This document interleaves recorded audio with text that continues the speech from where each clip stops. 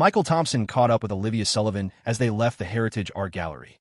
Olivia chatted with him just like before, occasionally asking curious questions like, "What's this?" or "What's that?" seeming to enjoy herself. When she smiled, she'd squint slightly in the sunlight, her lips curling upwards like a little kitten. However, whenever Michael tried to bring up splitting the profits, her expression would sour. She simply refused to accept her share this time. Michael had no idea what she was thinking. Fine, if she didn't want it, he'd just hold on to it for her. It would all be hers eventually anyway. Having lived a second life, Michael Thompson no longer cared much about money. He had initially been eager to make money after his rebirth, hoping to get Olivia Sullivan away from the Sullivan family sooner. But after spending time together recently, he realized Olivia's life with the Sullivans wasn't as bad as he'd imagined. She was actually doing quite well. The reason was simple. Arthur Sullivan, the old patriarch, was still alive and kicking. As long as old Mr. Sullivan was alive, his word was law in the Sullivan family, and none of the schemers beneath him could stir up any real trouble. Moreover, the old man doted on his granddaughter, favoring Olivia above all the younger generation, so he naturally wouldn't let her suffer any grievances in his own home. With this realization, Michael felt relieved and became less focused on making money. That's why when Olivia asked him to stop the stone gambling, he readily agreed. Strolling along, stopping here and there, Michael and Olivia eventually returned to the entrance of Sculpture Town. Emma was still bent over, playing intently with a group of kids. Seeing Michael and Olivia approach, she scampered over happily, calling out, "Michael, pretty lady." Olivia adored the cute little girl. Ignoring the sweat and dirt smudging her carefully chosen new dress, she bent down to hug Emma. Emma squealed happily and threw herself into Olivia's arms, hugging her pretty lady and beaming up at her with a silly grin. After a moment, Emma turned and waved her chubby little hand towards someone behind her. "Lucas Mitchell, come here." Michael looked over and only then noticed a small boy standing nearby. The other children had left, leaving him standing there alone, hesitant to approach but unwilling to leave. The boy looked a year or two older than Emma, but he was undeniably cute, with big, grape-like eyes and a fair complexion that looked incredibly soft. Hearing Emma call him, however, the boy's face showed clear reluctance. Seeing him hesitate, Emma toddled back over, grabbed his small hand, and practically dragged him in front of Michael and Olivia. Olivia knelt, smiling. "Emma, who's this?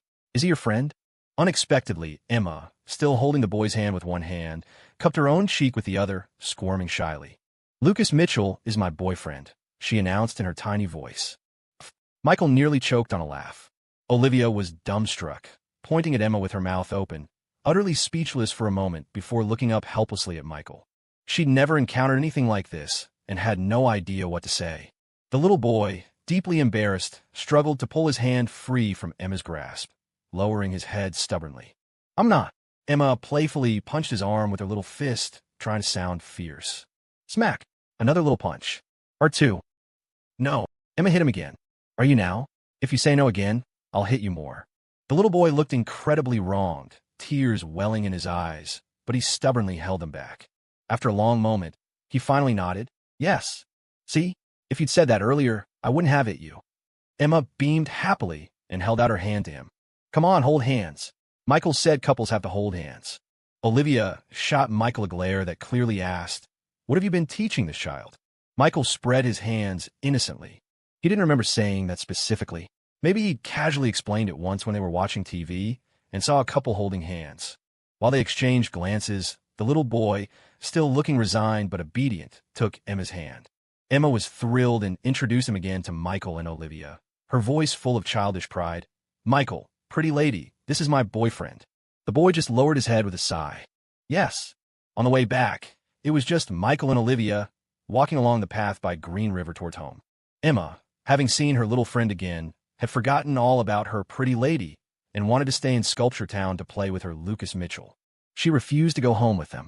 Michael didn't mind and let her stay, having already arranged with Uncle Wilson, who was still at a shop nearby, to bring his daughter home when he closed up. The surface of Green River was calm and clear, and occasionally you could see a few fish swirling near the surface, sending ripples across the water. Stone pillars lined the bank as a railing, and every few steps stood a dwarf willow, its leaves shed for the winter, leaving only slender branches waiting for spring buds. Though it was winter, the sun was bright and warm on their skin. Olivia had taken off her scarf and gloves, which Michael carried for her, along with her small handbag. They walked side by side along the riverbank. He tall, she petite, their height difference quite adorable. As they walked, Michael kept thinking about the earlier incident with the kids and couldn't help chuckling. Olivia glanced at him, annoyed. You're still laughing? Aren't you worried about what to do? Do about what? Well, Emma is so young. Dating and all that. Isn't it too early? It's just innocent childhood talk. Don't you think it's cute? Michael said with a smile. Kids don't understand what dating really means. They're just playing together. It's nothing serious. He added, besides, Emma's situation is nothing. When I was little, back in kindergarten, I had a huge crush on my teacher.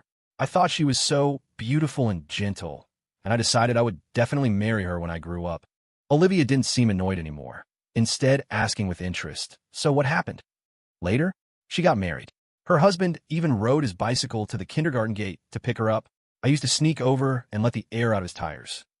But were you always such a troublemaker? What do you mean, troublemaker? You have no idea how heartbroken I was back then. I used to hide under my covers at night and cry secretly. And then, our kindergarten got a new female teacher. She was even younger and prettier than the first one. Oh man, I felt like I'd come back to life. Unconsciously, the two, who had initially maintained some distance, drew closer and closer as they walked, until their shoulders were nearly brushing. Olivia Sullivan kept her head down, peeking at Michael Thompson's hand hanging by his side.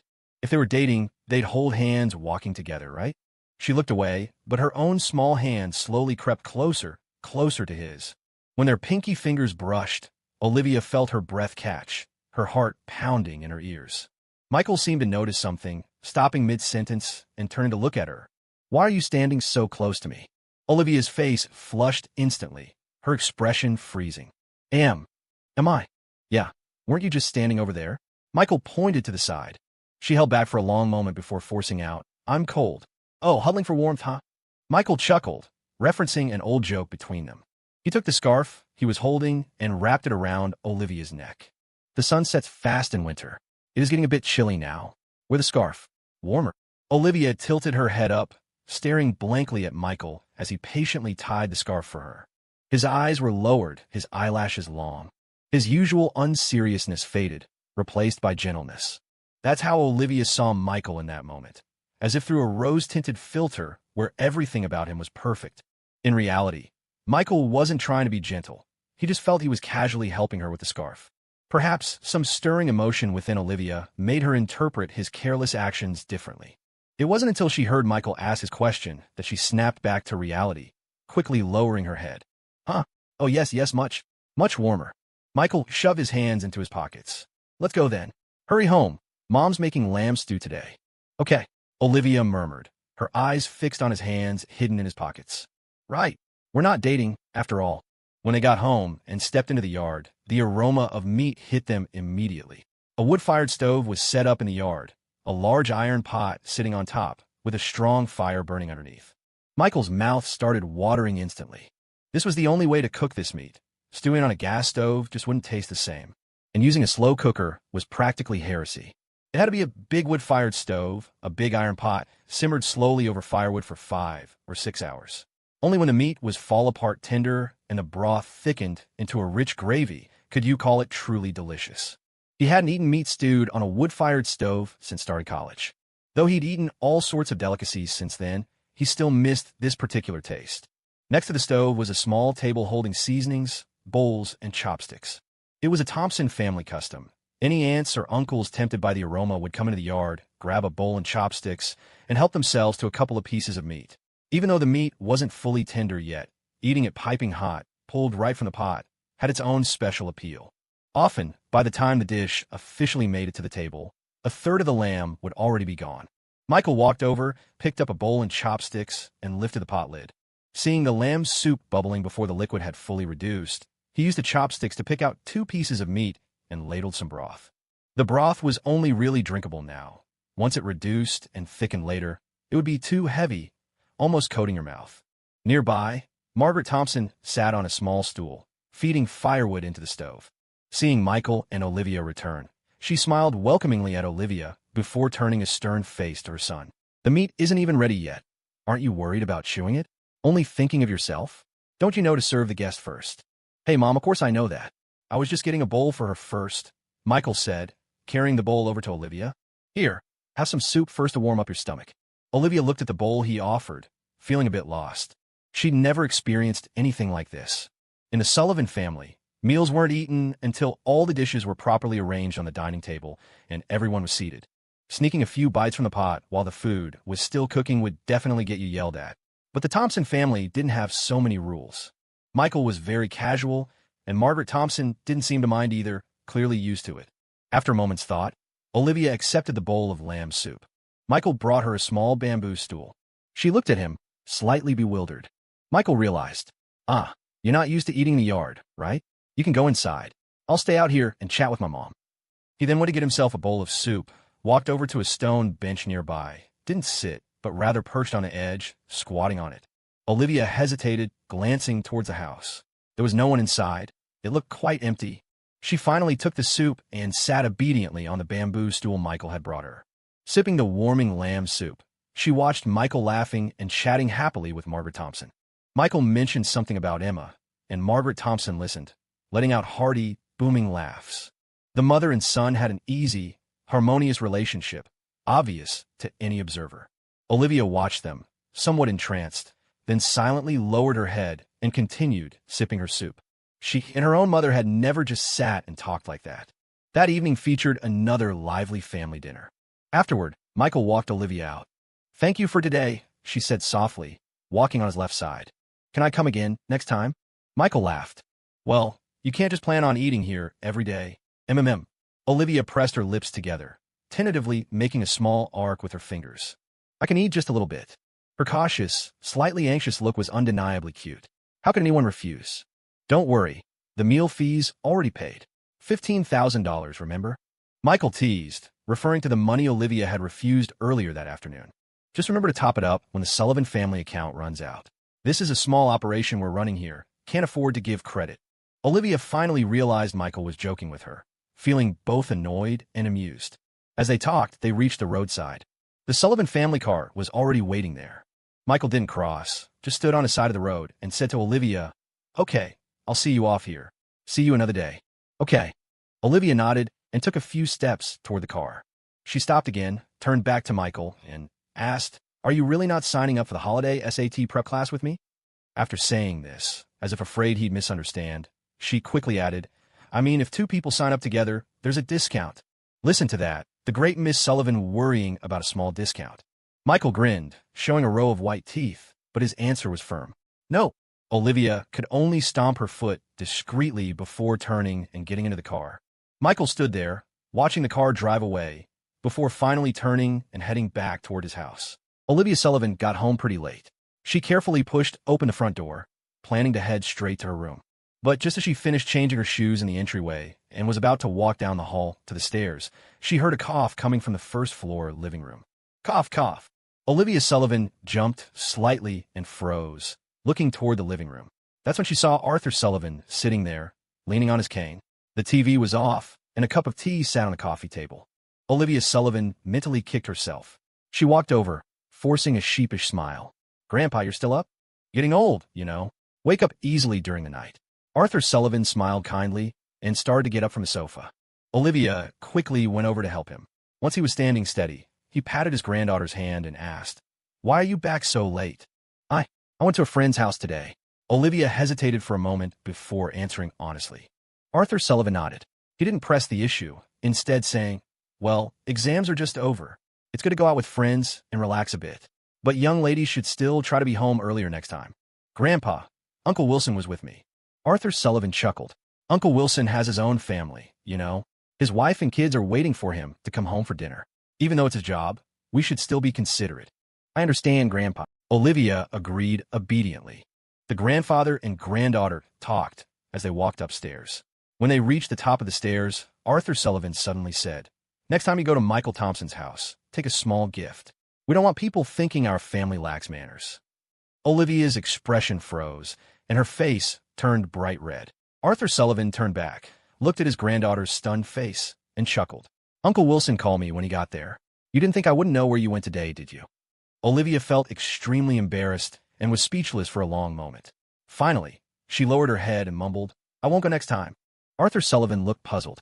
"Why not?" Was it uncomfortable being at his house? Not really. Olivia was too embarrassed to admit that she actually felt more comfortable at the Thompsons' house than her own. She envied the warm, happy atmosphere of the Thompson family. Arthur Sullivan smiled. Well then, if Michael Thompson invites you over again, just go ahead graciously. But remember to bring a little something next time you visit someone's home.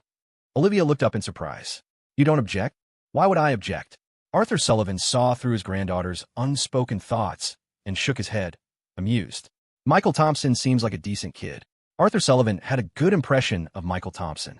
Olivia felt a surge of happiness, but also felt shy in front of her grandfather, shifting awkwardly. Arthur Sullivan watched his granddaughter's bashfulness with an amused chuckle. When Arthur Sullivan reached his bedroom door and was about to go in, he suddenly remembered something. He turned to Olivia and said, "Oh, right. Have Michael Thompson come over in a couple of days. I want to treat him to a meal and introduce him to someone. Let's see, the 29th, that's next Tuesday. If he doesn't have anything too important going on next Tuesday, tell him to come." Hearing that her grandfather wanted to invite Michael Thompson over for a meal again, Olivia felt a bit worried. Is something wrong, Grandpa? It's a good thing, Arthur Sullivan said cryptically, then smiled, went into his room, and closed the door to rest. That evening, Michael Thompson was in his room, browsing eBay on his laptop. It was 2008, and while eBay wasn't ubiquitous yet, especially in a small town like Pine Creek Town, not many people used it there. Online marketing hadn't significantly impacted brick-and-mortar businesses yet. Counter sales were still the main channel. However, it had already become Asia's largest shopping site back in '06, so it was quite well known. Michael Thompson was browsing eBay, looking to buy some tools for practicing Sculpture Town crafts. Things like carving knives, sandpaper, brushes, and dust blowers. Starting tomorrow, Robert Thompson planned to officially start teaching Michael the craft of carving and would get all these tools ready for him. Michael was just checking out what these things looked like online and, for fun, chatting with eBay customer service. Just as Michael was idly chatting with the eBay rep, his messenger icon started shaking. He clicked on it and saw a message from Olivia Sullivan. Are you free next Tuesday? Michael thought for a moment and typed back. Nothing urgent. Why? What's up? Olivia, my grandpa wants to invite you over for dinner. He said he wants to introduce you to someone. Michael, a blind date. Olivia, what are you thinking? Olivia, I'm not talking to you anymore. Since you're free, I'll come pick you up then. Michael couldn't help but feel a bit exasperated. Usually, when someone says, I want to introduce you to someone, isn't that the classic opening line for setting someone up on a date? Still, he was curious. Who would Arthur Sullivan want to introduce him to? Oh well, he'd find out when he got there. The next day, after breakfast, Michael Thompson went with Robert Thompson over to the workshop in Sculpture Town. Robert Thompson's workshop was connected to the storefront. The original space, nearly 160 or 70 square feet, had been divided into 2 rooms. The workshop itself wasn't large, taking up about 40 or 50 square feet. Inside, there was a long wooden table covered with carving tools, along with an unfinished stone carving. The floor was coated with a layer of white stone dust. An electric carving machine stood in one corner of the workshop. In the middle of the workshop floor, a wooden board covered a small cellar, about half a foot deep. It held stones ready to be carved, serving as a small storage space. Michael and Robert Thompson both put on masks and changed into work clothes before entering. The work clothes for Sculpture Town crafting were different from typical workwear. They were like large aprons worn over regular clothes. They were made of leather, primarily to protect their clean clothes underneath from the dust. More meticulous artisans would also wear safety goggles and head coverings, but Robert Thompson was rough around the edges.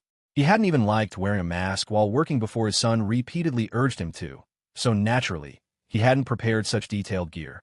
But if they weren't prepared, they weren't prepared. They could always buy things later if needed. I brought you here today, first to familiarize you with the tools. Then you'll practice carving characters again. In a couple of days, when your Uncle Ben Thompson gets back, you can practice drawing with him. That'll help when you need to make sketches later. Michael Thompson's Uncle Ben Thompson had gone to the provincial capital for a meeting these past few days and wouldn't be back until the day after tomorrow. Robert Thompson spoke as he opened the workshop door. As the door swung open, the draft stirred up the stone dust on the floor, sending it swirling into the air. Michael Thompson waved a hand in front of his face, wrinkling his nose. Whoa, look at all this dust. Dad, how long has it been since you cleaned in here? Robert Thompson laughed awkwardly. Well, with the New Year celebration coming up, the shop's been so busy, you know? I just haven't had the time. These valuable stone Sculpture Town carvings were luxury items. Customers were either fellow dealers buying second-hand pieces or people from wealthy families. Business always picked up around the holidays, As people liked giving these carvings as gifts, the buyer might not personally care for them much, but giving a sculpture town piece seemed more refined than gifting liquor or cigarettes. Besides them, there were also some more particular customers, but it wasn't convenient to go into detail about them. That was why, lately, the Thompson adults were barely home. They left for the workshop at first light and didn't return until after dark. That's how busy they were. After all, even a small sculpture town carving took at least half a month to make, and larger pieces could take 2 or 3 months. Just getting a couple of custom orders could keep them busy well past the new year. Michael knew his old man wasn't one for details like cleaning, but as his son, he worried about his father's health. He went to the restroom, grabbed the broom and dustpan stored inside, and started sweeping the stone dust off the floor. "This isn't good, Dad," he said as he worked. "All this stone powder on the floor. Breathing that into your lungs can't be good. Aren't I wearing a mask? Masks aren't foolproof. Anyway, you should be more careful. You're the rock of this family, old Robert Thompson. If something happens to you, what would Mom and I do?" Because Robert Thompson had developed lung problems in his past life from not paying attention to these things, Michael was very insistent now, nagging him a bit more. When you finish work, taking 5 extra minutes to clean up isn't that hard. A son lecturing his father like this might offend other parents. They might retort with a stony face, "What does a kid like you know?" or even deliver a slap. But Robert Thompson was good-natured and knew his son was just concerned about his health. He didn't get annoyed at being scolded. Instead, he agreed cheerfully. He didn't stand idle either, going next door to borrow another broom and joining Michael in the cleanup. Father and son swept the floor clean, then mopped it, wiped down the workbenches with damp cloths, getting rid of all the dust, and even cleaned the windows. They gave the whole place a thorough cleaning inside and out before they were finally done. By the time they finished, over an hour had passed. Looking at the refreshed workshop, Michael felt much better. Robert Thompson brought over a small bamboo stool for him. "Here, son. Sit down, take a break. While you're resting, let me show you the tools." He brought everything over. It looked like a lot, but broadly speaking, there were only a few main types: carving knives, an air blower bulb, sandpaper, superglue, a saw blade. It seemed like a lot mainly because of the variety of knives. Different stones had different hardness levels and various carving techniques. Horizontal cuts, vertical strokes, hooks, lifts, each produced different effects with specific knives. Michael actually recognized most of them. Having grown up in this family and often playing in Robert Thompson's workshop as a child, he learned a lot just by being around it. Still, Robert explained everything meticulously, listing the specific use for each tool. After going over everything inside the workshop, Robert led Michael outside, into a small alley right behind the building. They didn't use the main door.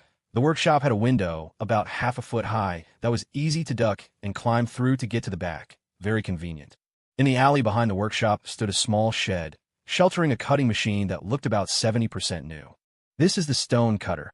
It's ours," Robert said, a hint of pride in his voice. Although nearly every family in Sculpture Town worked in the carving trade, most shops didn't own a cutting machine. When they needed one, they took their stones up to the 3rd floor of the Heritage Art Gallery. Those machines belonged to the guild, and while the fee wasn't high, using them cost a little each time and was quite inconvenient. "Want me to turn it on and show you?" Michael quickly waved his hands. No need. I'm nowhere near the stage where I need to use that yet." He had a healthy respect, or rather, fear, of the machine. In his past life, he'd lost a finger to it. Since he ended up making a living with his hands, the inconvenience had been incredibly frustrating. Robert figured that made sense, so he led his eldest son back through the window into the workshop. Over the next few days, Michael spent his daytime hours with Robert at the workshop. While Robert worked on customer orders, Michael stayed tucked away in a corner of the workbench, practicing his engraving. At the end of each day, both father and son would have their heads covered in white stone dust. Sometimes, if Robert worked late, they would just sleep in the small room on the 2nd floor of the shop, wake up the next morning, buy some steam buns for breakfast, and get right back to work. The days passed like this, but Michael's progress made Robert's eyes widen. Michael learned during the day, and at night, he continued his studies uninterrupted in the Systems Dream training course. Most people could maybe put in 12 hard hours of study a day max. Not him. He was effectively studying 88 hours a day, 8 hours daytime, 80 hours nighttime in the Dream course.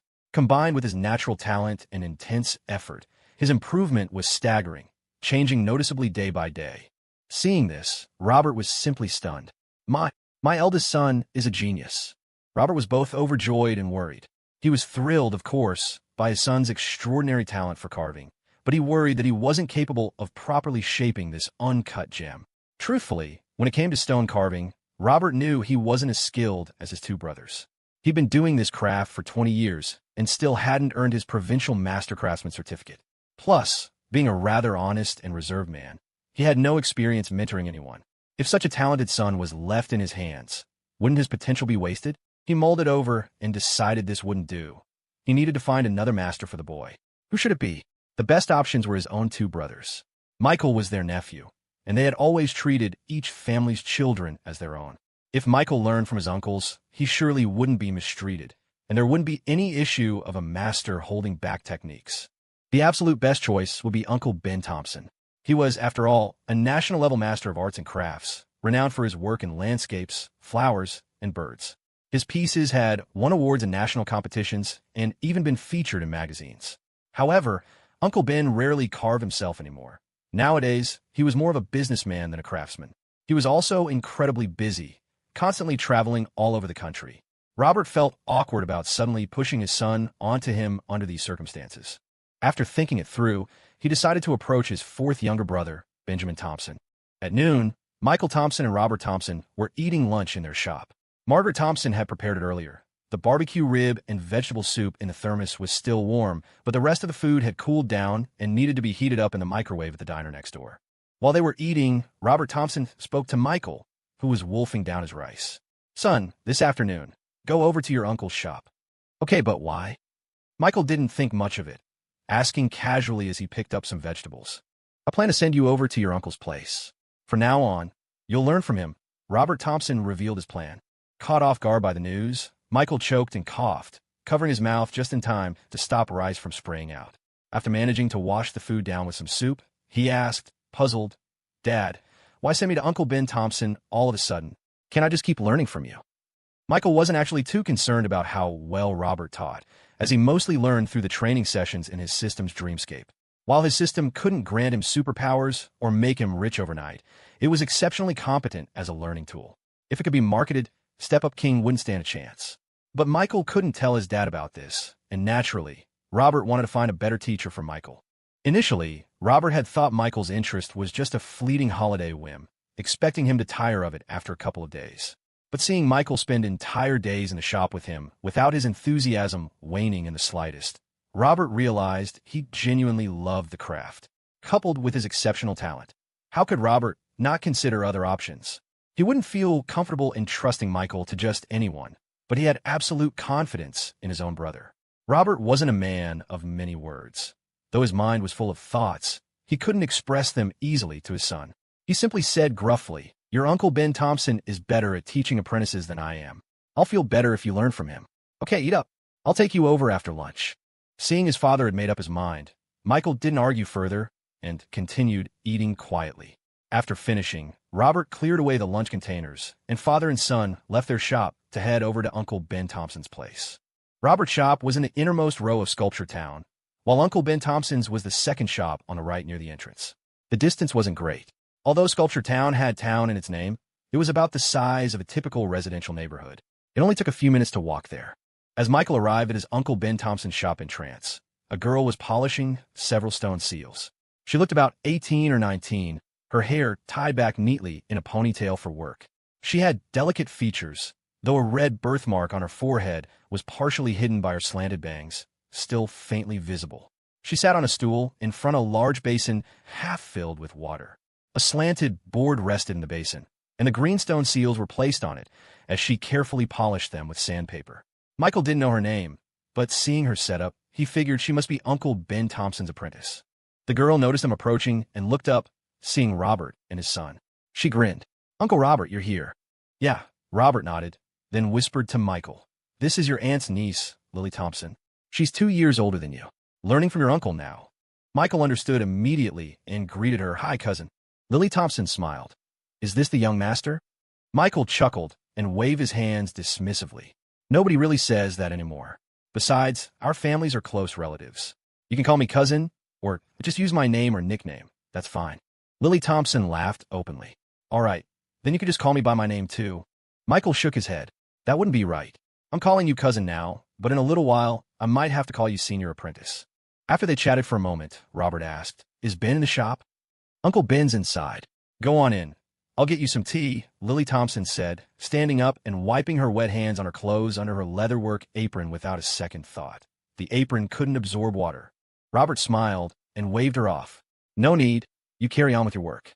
Entering the shop, Michael saw his uncle Ben Thompson scolding someone. Is this your first day? It's your third year, and you still can't carve a plum blossom? Look at this mess. Benjamin Thompson was reprimanding a young man in his early 20s with a buzz cut, who was quite tall and sturdy. But standing before Benjamin, who was half a head shorter, the young man couldn't even lift his head, looking utterly dejected like a scolded chick. However, when Benjamin saw Michael and his father enter, his expression immediately switched to a smile. Third brother, Michael, you're here. Sit down, sit down. Robert said, I won't sit. Ben, I'm entrusting the boy to you. All right, third brother, don't worry about Michael with me. I'll treat him like my own son, Benjamin Thompson promised, patting his chest. Robert went back to his own shop, while Michael sat down in his uncle's place. After a short wait, his uncle came over and poured him a cup of coffee. Michael, you young people like coffee, right? A customer gave me a jar the other day, but I'm not used to drinking it. Take it home with you later. Okay, I won't be polite then. Michael accepted with a smile, taking the coffee cup. Benjamin Thompson sat down too. Your dad told you, right? You'll be learning from me from now on. But you're different from them. You can only come during holidays. Michael teased. Does that mean I don't have to do 2 years of unpaid work for you, Uncle? Benjamin Thompson rolled his eyes. Would I really make you work for free? According to the trade tradition, after choosing a master, an apprentice had to spend 2 years learning, 2 years working without pay, and 2 years helping out with pay, totaling 6 years before. Of course, Michael was Benjamin Thompson's nephew whom he had watched grow up. Naturally, he wouldn't hold him strictly to these terms and would undoubtedly teach him wholeheartedly. From that day on, Michael began to settle down and learn the craft diligently from Benjamin Thompson, while also counting down the days until the turkey dinner at the Sullivan family's house. The day before the Sullivan dinner, however, Olivia Sullivan came looking for him again. That day, the buzzing sound of the electric carving machine filled Robert Thompson's shop. Michael had been making rapid progress lately, but was still practicing carving characters. Although he was a fast learner, character carving was a skill easy to pick up but difficult to master. He first had to practice the 7,000 simplified characters, then move on to seal script. After mastering seal script, he still needed to learn various historical calligraphy styles, like the Ouyang, Yin, Liu, and Zhao scripts. Mastering even one style was enough to make a living, but during the apprenticeship phase, exposure was key, requiring learning a bit of everything. While Michael was engrossed in carving characters, he heard someone call from outside. Junior apprentice, there's a girl outside looking for you. The speaker was Michael's senior apprentice, Greg Sullivan, the same buzzcut young man who had been scolded like a grandson by Uncle Ben on their first meeting. Hearing Greg Sullivan call out, Michael was a bit puzzled, wondering who could be looking for him. He initially thought it might be Emily Thompson, but then realized Greg would surely recognize her. Coming, Michael called back. He put down his carving knife and the rubber bulb syringe used for blowing away stone dust, stood up from his workbench, took off his leather apron, and walked from the workshop to the front storefront. He looked up and saw Olivia Sullivan standing outside the shop, holding her younger cousin's hand, smiling and waving at him. Why is Gorgeous here? Michael wondered as he walked out. What brings you here? I paid my dues for the meal. Olivia Sullivan replied with righteous indignation, then looked at him, her eyes curving into crescents as she smiled. You look like a little old man right now. Michael felt a bit embarrassed. He had just come from the workshop, his hair completely white with stone dust. He really did resemble an old man. Emma, you can go play first, she said, crouching down to speak to her younger cousin. The younger cousin had been looking left and right ever since arriving, her little bottom wiggling too. Hearing Olivia Sullivan's words, she immediately let go of Olivia's hand and scampered off. Michael saw the direction she headed and knew she was off to find her Lucas Mitchell. It seemed the little girl preferred her little boyfriend over her pretty older cousin. Olivia Sullivan walked towards Michael, raising her hand as if to reach his head. When she couldn't, she stood on her tiptoes, but being too short, she still couldn't reach. She pouted, Could you bend down a little? Michael naturally obliged her small request. He brought over 2 bamboo stools from the shop entrance, giving one to Olivia and sitting on the other himself. Olivia pulled her stool closer to Michael's, sat down, leaned forward, and carefully patted the stone dust from his hair. The falling dust landed on her pretty dress. Michael noticed and tried to straighten up. Stop it, you'll get your dress dirty. If it gets dirty, you can just buy me a new one, Olivia Sullivan said with a smile, but her hand firmly pressed his head down, preventing him from getting up. Having spent more time with Michael, she had lost the initial shyness and reserve she felt around him and occasionally joked around. Michael smiled back. All right, deal. Tomorrow, after the turkey dinner at your place, I'll take you shopping and buy you a new dress to make it up to you. Then it's settled. Olivia Sullivan pointed her finger at him. Cross your heart if you back out. Should we pinky swear on it? Yes, and seal it, Olivia Sullivan said, extending her pinky finger. Michael hooked his pinky around hers, and then they pressed their thumbs together to seal the deal. After doing this, her face flushed slightly red, and she lowered her head with a bashful smile. I went to your house just now, but Margaret Thompson said you weren't home, that you were over here, so I came looking. Michael asked, why did you come over today? Just to freeload another meal. I paid my meal fee, Olivia Sullivan retorted, pouting a little, slightly indignant. Michael teased, why don't you just move into my house? The tips of Olivia Sullivan's ears turned red. But contrary to what Michael expected, she didn't refute it, merely changing the subject abruptly. I actually had a reason for finding you today. It wasn't for nothing.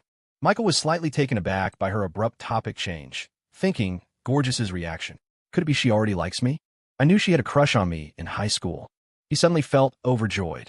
Olivia Sullivan, however, heard his inner thoughts and felt both shy and mortified. Have I been too forward? I clearly didn't plan on revealing anything to Michael Thompson in high school. Maybe I should relax the boundaries a little. No, what am I thinking? Olivia felt even more embarrassed by her own thoughts. She mumbled under her breath, blockhead. Unexpectedly, Michael responded, what? His response made both of them freeze for a moment. Oops, I thought Gorgeous was calling me. But Gorgeous hadn't given me that pet name yet at this point. Olivia, however, looked like she had an epiphany. So, my future self also thinks Michael Thompson is a blockhead. As expected of me, great minds think alike. Michael quickly said, so, what did you come here for today? Olivia finally remembered her purpose for the visit. She rummaged through the small bag she carried and took out 2 tickets. Claire Evans came to hang out today and gave me 2 tickets to Ark Amusement Park for the day after tomorrow. She asked me to invite you. Michael's eyes widened. She asked you to invite me? Olivia nodded, then whispered, I think she wants to invite Jake Wilson but is too shy to say it. So, she wants you to bring Jake along. I saw she had 4 tickets when she gave them to me. This reasoning sounded plausible and convinced Michael. Olivia asked softly, so, are you going? Yeah, why not? Playing wingman. I'm great at that. Michael grinned mischievously. And since she gave us Ark Amusement Park tickets, we should give her something in return. Tomorrow, after the turkey dinner at your place, we can go to the mall together. I can buy you that new dress too. Just follow my lead then. Anyone familiar with Michael Thompson would know from his grin that he was scheming something. Olivia nodded obediently. Okay, I'll listen to you. With the main business concluded, she resumed picking the tiny stone particles from Michael's hair. Just then, Lily Thompson's loud voice came from inside the shop. Junior apprentice, why did you run? She came out while speaking and happened to see the 2 sitting face-to-face by the shop entrance. From her angle, it looked like they were kissing. She immediately covered her mouth, bowed an apology, and quickly ducked back inside. Sorry, my bad. Didn't mean to interrupt. Michael and Olivia looked at each other, bewildered by what their ditzy senior apprentice/cousin was up to. A moment later, Lily Thompson poked her head out again, still covering her mouth with a shocked expression, and whispered, Don't do it at the shop entrance. Too many people walk by. Go to the back alley to kiss, fewer people there. Since Olivia Sullivan had arrived, Michael Thompson let the folks at the diner know he was leaving and headed out. On the way, Olivia Sullivan kept her head down, fidgeting awkwardly and not saying a word. Lily Thompson's unexpected appearance earlier had left her feeling shy ever since. Michael Thompson took Olivia Sullivan back to his place first, where he showered and changed his clothes. When he came downstairs, he found Margaret Thompson holding Olivia Sullivan's hand, both sitting on the living room sofa, laughing and chatting about something. Hey, Mom, what are you 2 talking about? Michael Thompson perched on the armrest next to Margaret Thompson, rubbing his still damp hair with a towel. Margaret Thompson beamed, pulling an outfit out of a bag by her feet. Look what Olivia got me. Isn't it lovely? She held it up by the shoulders against herself, her expression absolutely radiant. Michael Thompson reached over to take a look. The tag was gone, but he recognized the brand. It was a fairly exclusive designer label. The outfit probably cost $1,000 or $2,000. He smiled. Nice fabric. You should definitely keep it. It's the thought that counts. It's wonderful, I love it. Margaret Thompson folded the clothes happily and stood up. Well, I'm going to start dinner. When's your dad getting back? No idea. I came straight from Uncle's diner, didn't stop by Dad's place. Okay, I'll give him a call then. Michael, keep Olivia company. As Margaret Thompson headed towards the kitchen, Olivia Sullivan quickly stood up and gently took her arm. Aunt Maggie, let me help you. Nonsense, we don't let guests help out. Aunt Maggie, I mostly just want to learn some cooking skills from you. Oh, all right then. Margaret Thompson beamed, her eyes crinkling at the corners. She patted Olivia Sullivan's hand, and the two went into the kitchen, chatting and laughing. By the time Michael Thompson realized what was happening, he found himself sitting alone in the living room. He slapped his forehead. Great, now I'm the third wheel. Unable to sit still, he got up and headed for the kitchen. Mom, I'll give you a hand too. Preparing dinner that evening took almost a full hour longer than usual. The main reason was Olivia Sullivan's clumsiness. She either let the food burn because she wasn't watching the pot, or she'd cut her finger while chopping vegetables, crying from the pain.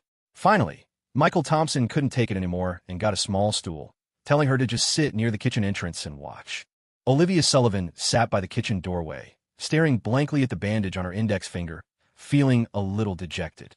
She'd never done any kitchen work before. Growing up, she'd practically never had to lift a finger for housework. It looked so simple. Am I really that clumsy? She mumbled unhappily under her breath. Michael Thompson, who was busy chopping vegetables nearby, overheard her. You shouldn't say that about yourself, he teased. At least your self-awareness is spot on. He even showed off his knife skills, swiftly slicing cucumber into perfect, uniform shreds. Seeing her son teasing Olivia, Margaret Thompson pinched his arm. Be nice, she scolded. After chiding Michael, her expression softened immediately as she turned back to Olivia. Don't worry about it, sweetie. It's always like this the first time you cook. You should come over more often, and Aunt Maggie will teach you slowly. Olivia Sullivan nodded meekly, still looking a bit pitiful. Okay. Margaret Thompson turned back to the stove, about to add some chili peppers to the fish stewing in the pot. Michael Thompson caught sight of it and casually said, Mom, don't add peppers. Margaret Thompson was a bit surprised. Why not? Don't you and your dad both like spicy food? I've been a bit backed up lately, trying to cut back on spice, Michael Thompson offered lamely. Olivia Sullivan knew, however, that Michael was just being considerate of her preference. It made her feel a little happy, and she decided she wouldn't hold his earlier teasing against him in her mental grudge list for the evening. It was canceled out. Unlike the last time with the whole extended family, dinner was just a simple meal with Michael's parents, him, and Olivia. Olivia Sullivan had a great appetite, even asking for a second helping of rice. This made Margaret Thompson's heart ache. The poor girl must not get enough to eat at her own home. No wonder she was so petite. It must be from going hungry. After dinner, while clearing the table, Margaret Thompson quietly pulled Michael aside and pressed $200 into his hand. Find a way to give this to Olivia later. I appreciate her thoughtfulness in bringing a gift, but I don't want her to feel burdened. Kids have it tough enough. Compared to Miss Sullivan, Michael thought Riley were the ones having a tough time. She had absolutely no concept of money. Her gift started in the four-figure range. This $200 wouldn't even cover a fraction of that outfit's cost. But he had already painted this picture for his mom of Olivia having a difficult, unfortunate life, so he couldn't exactly correct her now. Margaret Thompson firmly pushed the money into his hand. Don't you dare keep this, she said sternly. It's for Olivia. Even if she doesn't want to take the cash, find a way to spend it on her. Buy her some shoes or clothes, something nice. If it's not enough, tell me, and I'll give you more. Michael sighed. Mom, she's really not that bad off. Haven't you noticed she wears a different outfit every time she comes over? Well, of course, she'd dress up nicely to visit us. Maybe those are the only two nice outfits she has, Margaret Thompson countered, her face clouded with worry. I know how these things go. That's how it was at my parents' house. They favor the boys. When I was little, your uncles got to go to school, while I had to stay home, cut grass for the pigs, and do farm chores. I always got the worst food and clothes. You have no idea how skinny I was when I married your dad. Malnourished, that's what I was. Michael chuckled. Well, Dad certainly treated you right, feeding you up so nicely. Margaret laughed too. Now that life is better, you have to make up for lost time, right? Anyway, Olivia's waiting for you in the living room. It's late, go walk her home. Okay, I'll walk her right to her door. Don't worry. When Michael Thompson escorted Olivia Sullivan out, her hands were full. She held a smoked duck in her left hand, and her right hand carried strings of smoked chicken legs and wings, with another string of sausages hooked around her little finger. These were all Thompson family specialties, homemade cured and smoked meats. Olivia hadn't wanted to take them, but she couldn't refuse Margaret Thompson's enthusiastic insistence. Margaret had pressed them into her hands, patting her shoulder and saying earnestly, No matter how hard life gets, you have to eat well. You poor dear, you're not even growing properly. Olivia desperately wanted to say that her height had nothing to do with how much she ate. Olivia Sullivan was practically bent over from the weight. She wasn't very strong and had no idea how she'd carry all this home. "Hang on a sec," Michael said, then dashed next door to the diner. He came back out moments later with a large plastic bag. "Here, give those to me." Olivia handed the items over, and Michael packed them into the bag, easily hefting it. "All right, let's go. I'll give this back to you when you get in the car." He glanced around, but didn't see the car that usually picked Olivia up. "Where's your car?" he asked, puzzled. "Running late today?" "Oh, the Sullivan family car broke down," Olivia said, her eyes darting away nervously for some reason. "It couldn't come today." "So how did you get here?" "Well, the car broke down on the way back after dropping me off." Michael Thompson gave her a suspicious look. She quickly turned her head away, so he wouldn't see the nervous expression on her face. Olivia Sullivan mumbled, Could you walk me to the station?" Michael Thompson suddenly seemed to figure something out. He nodded with a smile. "Sure. Okay." Her eyes crinkled, a small smile touching her lips. The bus station in Pine Creek Town was downtown, right next to Pine Creek Elementary School. Across from the elementary school was a noodle shop that had been there for decades and was really good. Michael Thompson would occasionally come here for noodles when he had free time, maybe grab some marinated snacks to go with it, and call a meal. There were a few other restaurants and barbecue joints nearby. Pine Creek Town was still pretty lively back at 08. But after 12, most of these places closed down, one after another. Only the old noodle shop remained standing. Under the streetlights, Michael Thompson and Olivia Sullivan walked side by side. He was tall and had a long stride, so he slowed his pace a bit.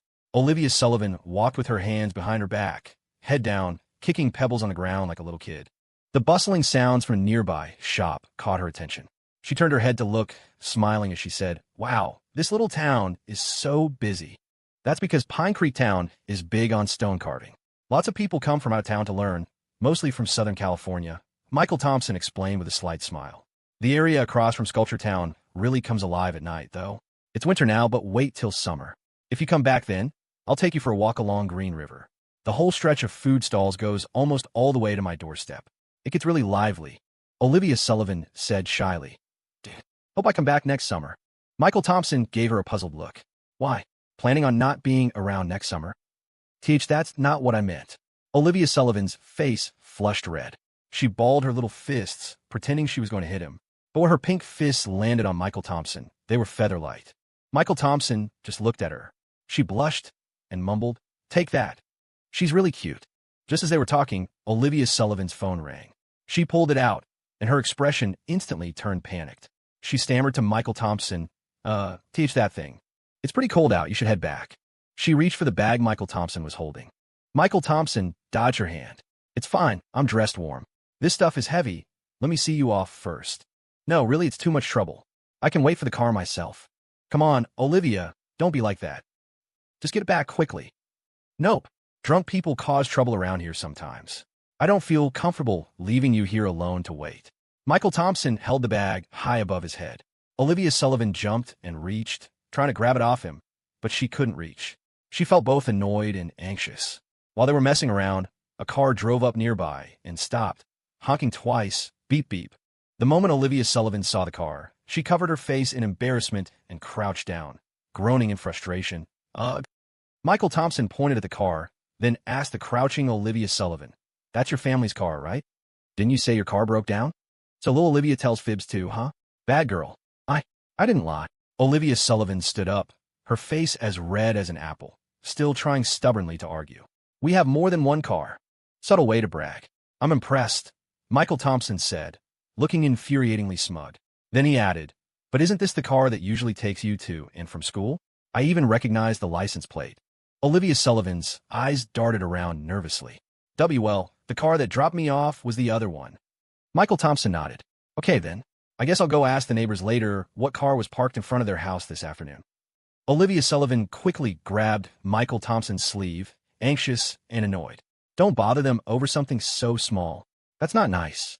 Really, it isn't." Seeing how worked up she was, Michael Thompson couldn't help but laugh and dropped the subject. All right. Let's get you to your car first." Olivia Sullivan walked towards the car. As she opened the door and started to get in, She turned back, still worried, pointing a finger at Michael Thompson and giving him a stern warning. Don't you dare bother the neighbors over this little thing, okay?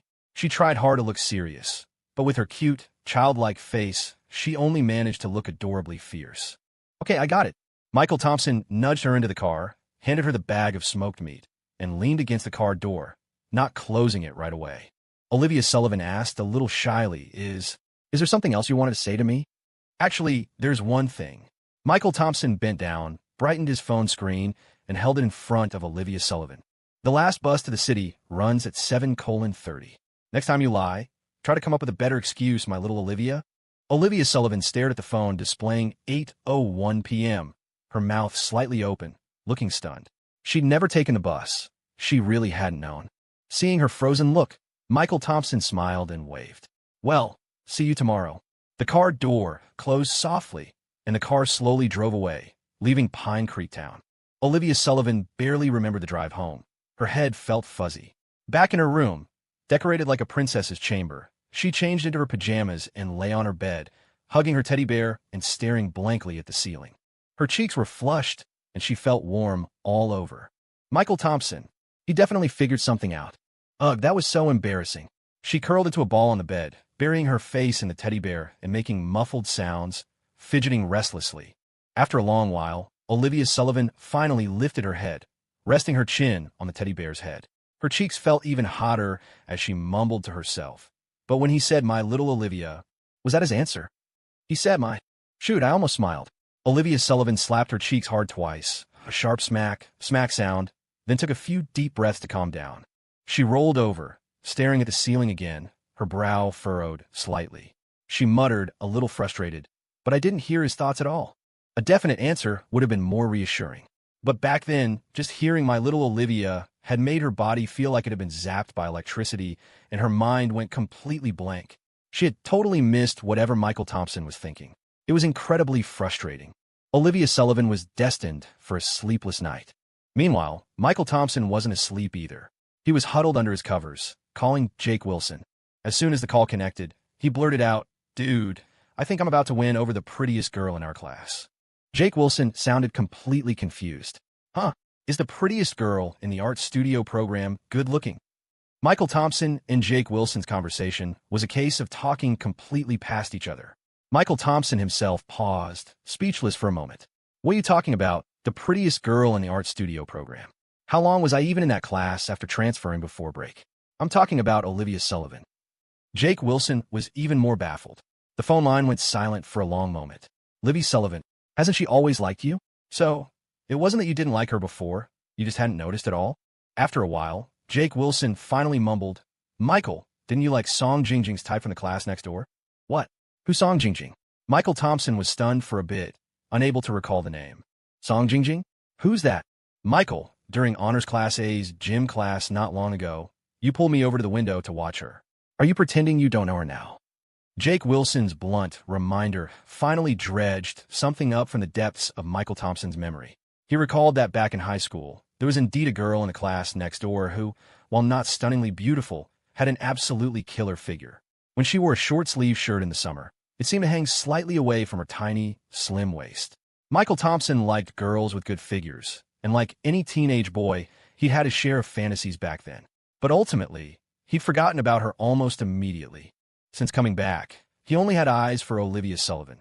How could he remember some girl with a great body from the next class over?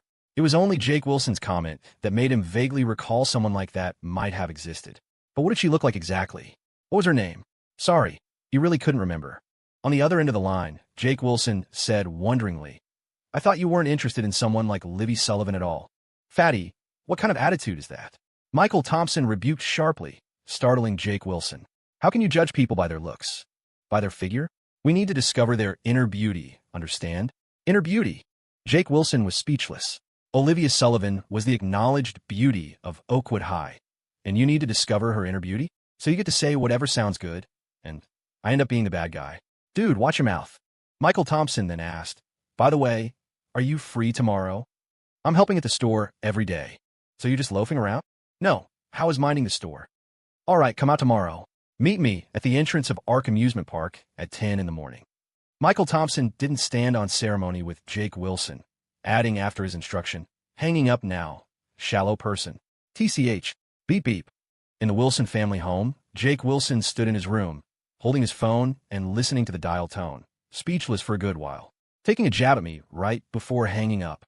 You're really something else, man," Jake Wilson muttered. "But Ark Amusement Park. Does that mean Olivia Sullivan's invitation to Michael Thompson was successful? That saves me some trouble." The plan to go to Ark Amusement Park in the city during the break was something Claire Evans and Jake Wilson had cooked up together.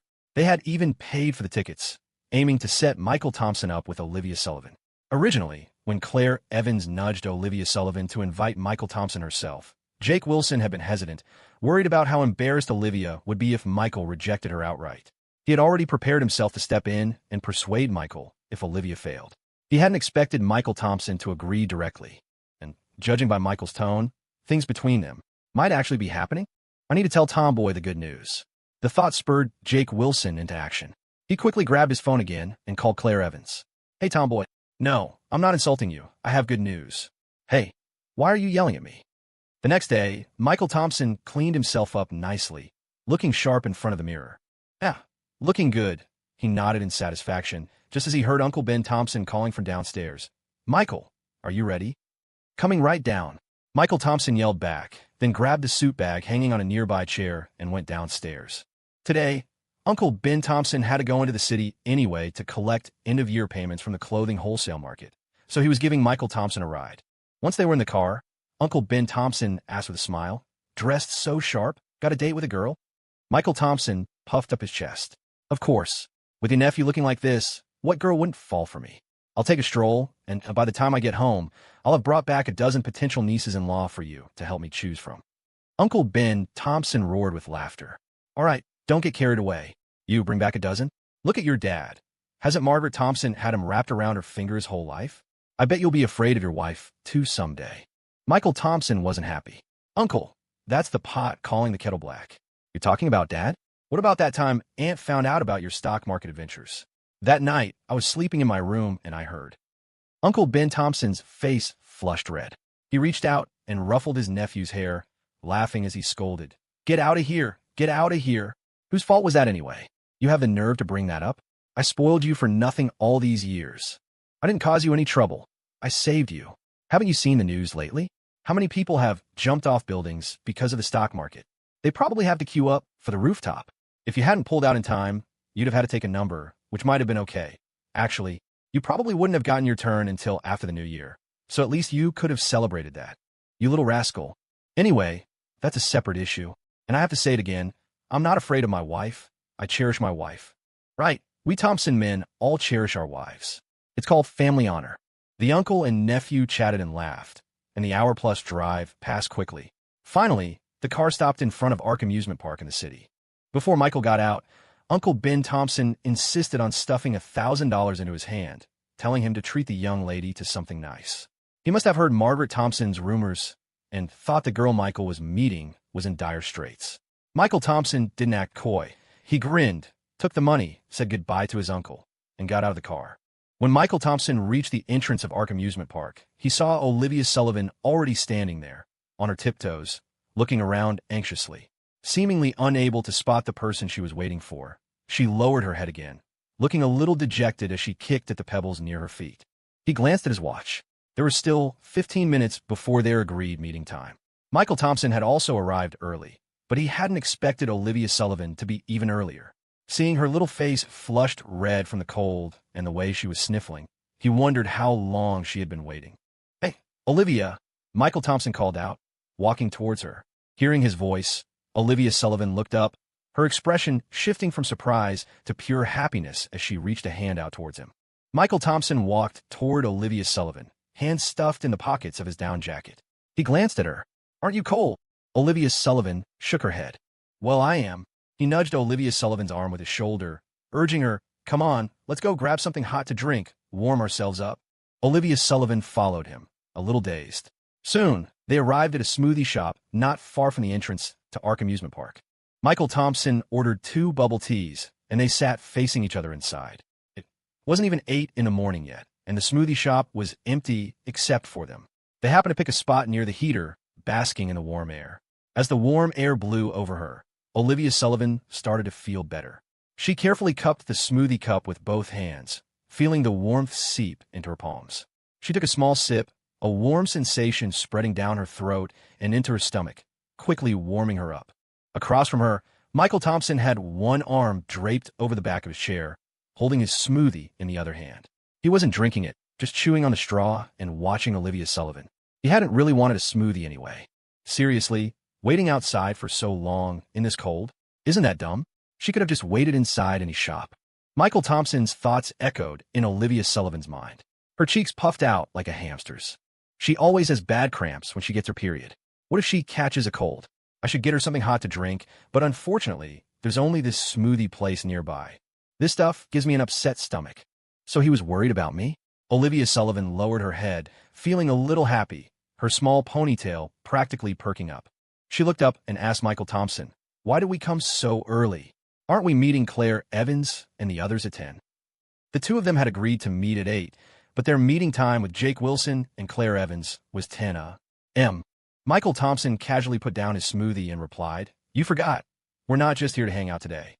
Olivia Sullivan immediately understood. "You mean Claire Evans and Jake Wilson?" Since we're helping, we might as well go all the way." Michael Thompson leaned forward, closer to Olivia Sullivan, and said with a smile, "With things like this, even though Claire Evans is such a tomboy."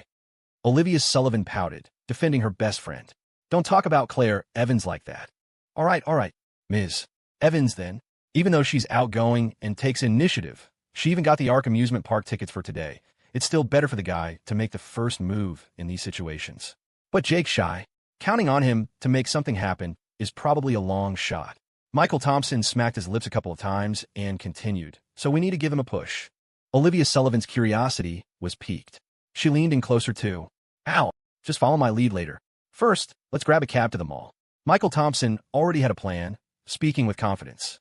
Olivia Sullivan didn't ask any more questions. After an "oh," she silently picked up her smoothie cup and continued drinking. After leaving the smoothie shop, they quickly hailed a cab and headed to the mall. The area of the city where Ark Amusement Park was located was a commercial district anyway, so the mall wasn't far. The cab ride was just the base fare, maybe $10, and they arrived in just a few minutes. Michael Thompson and Olivia Sullivan went to a flower shop first and ordered 9 roses. Here, after buying the flowers, Michael Thompson handed them to Olivia Sullivan. Olivia Sullivan took the flowers, surprised, confused, and slightly thrilled. "For me? What are you thinking?" "They're for Jake." Michael Thompson lightly tapped her on the head. Olivia Sullivan lowered her head, disappointed. "Oh."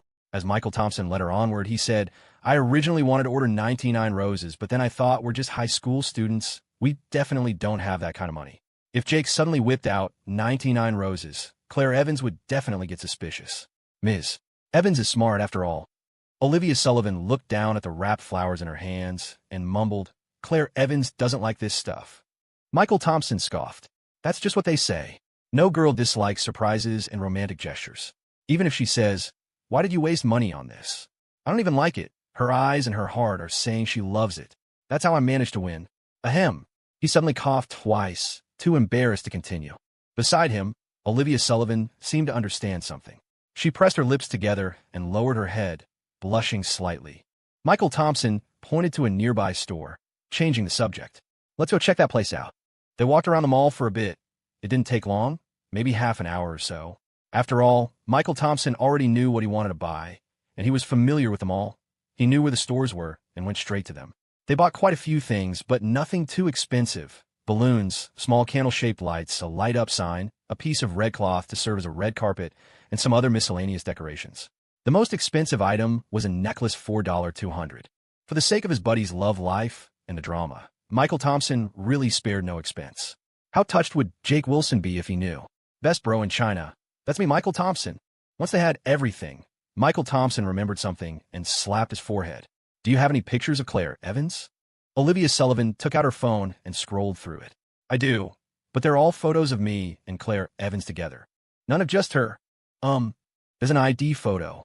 I printed her exam admission ticket for the final exams. She sent it to me." "An ID photo. I guess an ID photo will work. Send it to me on Messenger." Olivia Sullivan didn't understand what Michael Thompson was planning, but she obediently sent the photo anyway. After receiving the photo, Michael Thompson said to Olivia Sullivan. "Wait here for me a second." With that, he jogged off to a nearby photo studio. Olivia Sullivan had no choice but to carry the bags to a nearby bench and sit down to wait for Michael Thompson. She looked at the things they had bought, feeling a little down. He promised he'd buy me clothes. Half an hour later, Michael Thompson came out, holding a photo frame. He walked over to Olivia Sullivan and took all the bags himself. "Okay, let's go." "Okay," Olivia Sullivan replied glumly. Michael Thompson heard the tone in her voice, turned to look, and saw her lower lip sticking way out. He asked, "What's wrong?" "Everything we bought today was for them," Olivia Sullivan grumbled, her mood souring. She was too embarrassed to bring up the clothes. Michael Thompson suddenly clapped his hands, pretending he'd just remembered. "All right, I still owe you an outfit, don't I?" He walked over to face Olivia Sullivan, bending down slightly to meet her eyes. "I haven't forgotten. But isn't your birthday coming up after the new year? I was thinking of giving it to you as a birthday present." Olivia Sullivan finally looked up, asking uncertainly, "Really?" "Of course. And I promise it'll be special. Something you can't buy in a store." Olivia Sullivan's mood brightened a little. "What could you possibly get that you can't buy in a store? Don't tell me you're going to make it yourself." Michael Thompson just smiled and didn't say anything. Olivia Sullivan was somewhat satisfied with Michael Thompson's answer. He hadn't forgotten. He just wanted to give it to her on a more important day. Olivia Sullivan hopped up from her chair and headed for the door. "All right, let's go then. It's still a while until 10. Where should we head?" Suddenly, Michael Thompson grabbed her hand. Olivia Sullivan jolted and glanced around awkwardly. She hadn't expected Michael Thompson to be so bold. How could he hold her hand with so many people around in the mall? They weren't even dating yet. Could it be that whatever happened last time had made Michael Thompson bolder, more assertive? Olivia Sullivan was instantly conflicted. Should she pull her hand away? But if she did, wouldn't that hurt his feelings? "Oh, Olivia Sullivan," she chided herself, "you made up your mind to study hard and get into an Ivy League university. You specifically decided to wait until after high school graduation for anything romantic. Why are you hesitating now?" Olivia hated her wavering resolve. But everyone knows the right thing to do. How many people actually do it? It was like smoking. Everyone knew it was bad for you, but some people just couldn't quit. Romance was the same. Once you got a taste of how sweet it could be, it was addictive. Just as Olivia was wrestling with her thoughts, she felt something hard and square pressed into her palm. By the time she snapped out of it, Michael Thompson had already released her hand. Olivia turned back, stunned, and looked down at her palm. Only then did she realize she was holding a small green box. She looked up again, staring blankly at Michael Thompson. Michael Thompson smiled. "Open it." Olivia fiddled with the small box for a moment before finding the clasp on the side. Inside lay a pendant. The pendant was unique, strung on a ribbon. The charm was a tiny gourd, about the size of the tip of her little finger. It had an orange-yellow base, resembling agate, but without the crystalline clarity, possessing instead the fine texture of jade. Near the mouth of the gourd were specks of blue, with more inside. Usually faint, these blue markings became clear and quite beautiful when held up to the light. The gourd wasn't jade, but foam-in blue flower ding, a distinctive variety of stone from Pine Ridge County. It was characterized by vivid blue dots or bands floating within the fine, jade-like texture of foam-in green or foam-in yellow varieties. It was an excellent material for carving seals or other small objects. Olivia's eyes shone with delight, but she placed the little gourd pendant back in the box with a hint of disappointment, murmuring, "You really treat Jake Wilson well." She thought Michael had gotten this for Jake Wilson too. "It's for you," Michael Thompson said, rubbing the back of his neck, looking slightly awkward. "The stone is good quality, but it was just a scrap piece left over from carving something larger. I didn't cut it quite right and chipped off a bit of the blue pattern, so I just made a small gourd out of it myself. I haven't learned complex carving yet, so I could only manage something simple like this." He'd made this for her? Olivia was overjoyed. She quickly took the pendant out of the box again, holding it tightly, instantly cherishing it. In truth, the pendant wasn't valuable. Even though the stone was good quality, it was made from a scrap piece barely the size of a fingertip, and the carving was just the simplest possible gourd shape, basically a small trinket. Olivia had received plenty of jewelry growing up, much of it far more expensive, but she couldn't help treasuring this little gourd. It held special value in her eyes. After all, Michael Thompson had made it for her himself. Michael Thompson reached a hand toward her. Olivia immediately clutched the gourd pendant with both hands, dodging slightly to the side and eyeing him warily. "You already gave it to me. No take-backs." He chuckled, amused. "I wasn't going to take it back. Let me put it on for you." Olivia hesitated for a moment, then handed the pendant to him. Michael moved behind her, unfastened the ribbon's clasp, and put the pendant around her neck.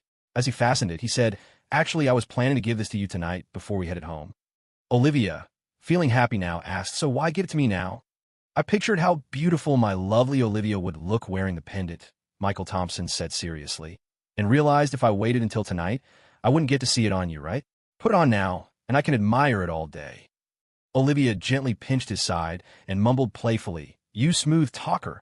She turned back around, fingers toying with the little gourd resting against her chest, her flushed face turned up to Michael Thompson. "Does it look nice?" Michael stroked his chin with a serious expression, studying her for a moment before sighing. "I realize I was wrong." Olivia asked nervously, "Why? Doesn't it look good?" "My earlier description wasn't quite right. It's not just that I can look at it all day. I'll probably be dreaming about it tonight, too," Michael Thompson said with utmost seriousness. "So yeah, it looks about that good. Pretty average, really." Olivia didn't know whether to laugh or be annoyed. She decided to just ignore Michael Thompson, turning her face away and walking off. On the way back, Michael Thompson noticed Olivia kept unconsciously touching the little gourd at her chest, a small, sweet smile gracing her lips now and then. Just as he thought, no girl could resist an unexpected surprise. Actually, this little gourd was originally the gift Michael Thompson had planned to give Olivia at her housewarming party. Gourds have auspicious symbolism, sounding like the words for fortune and prosperity, falu.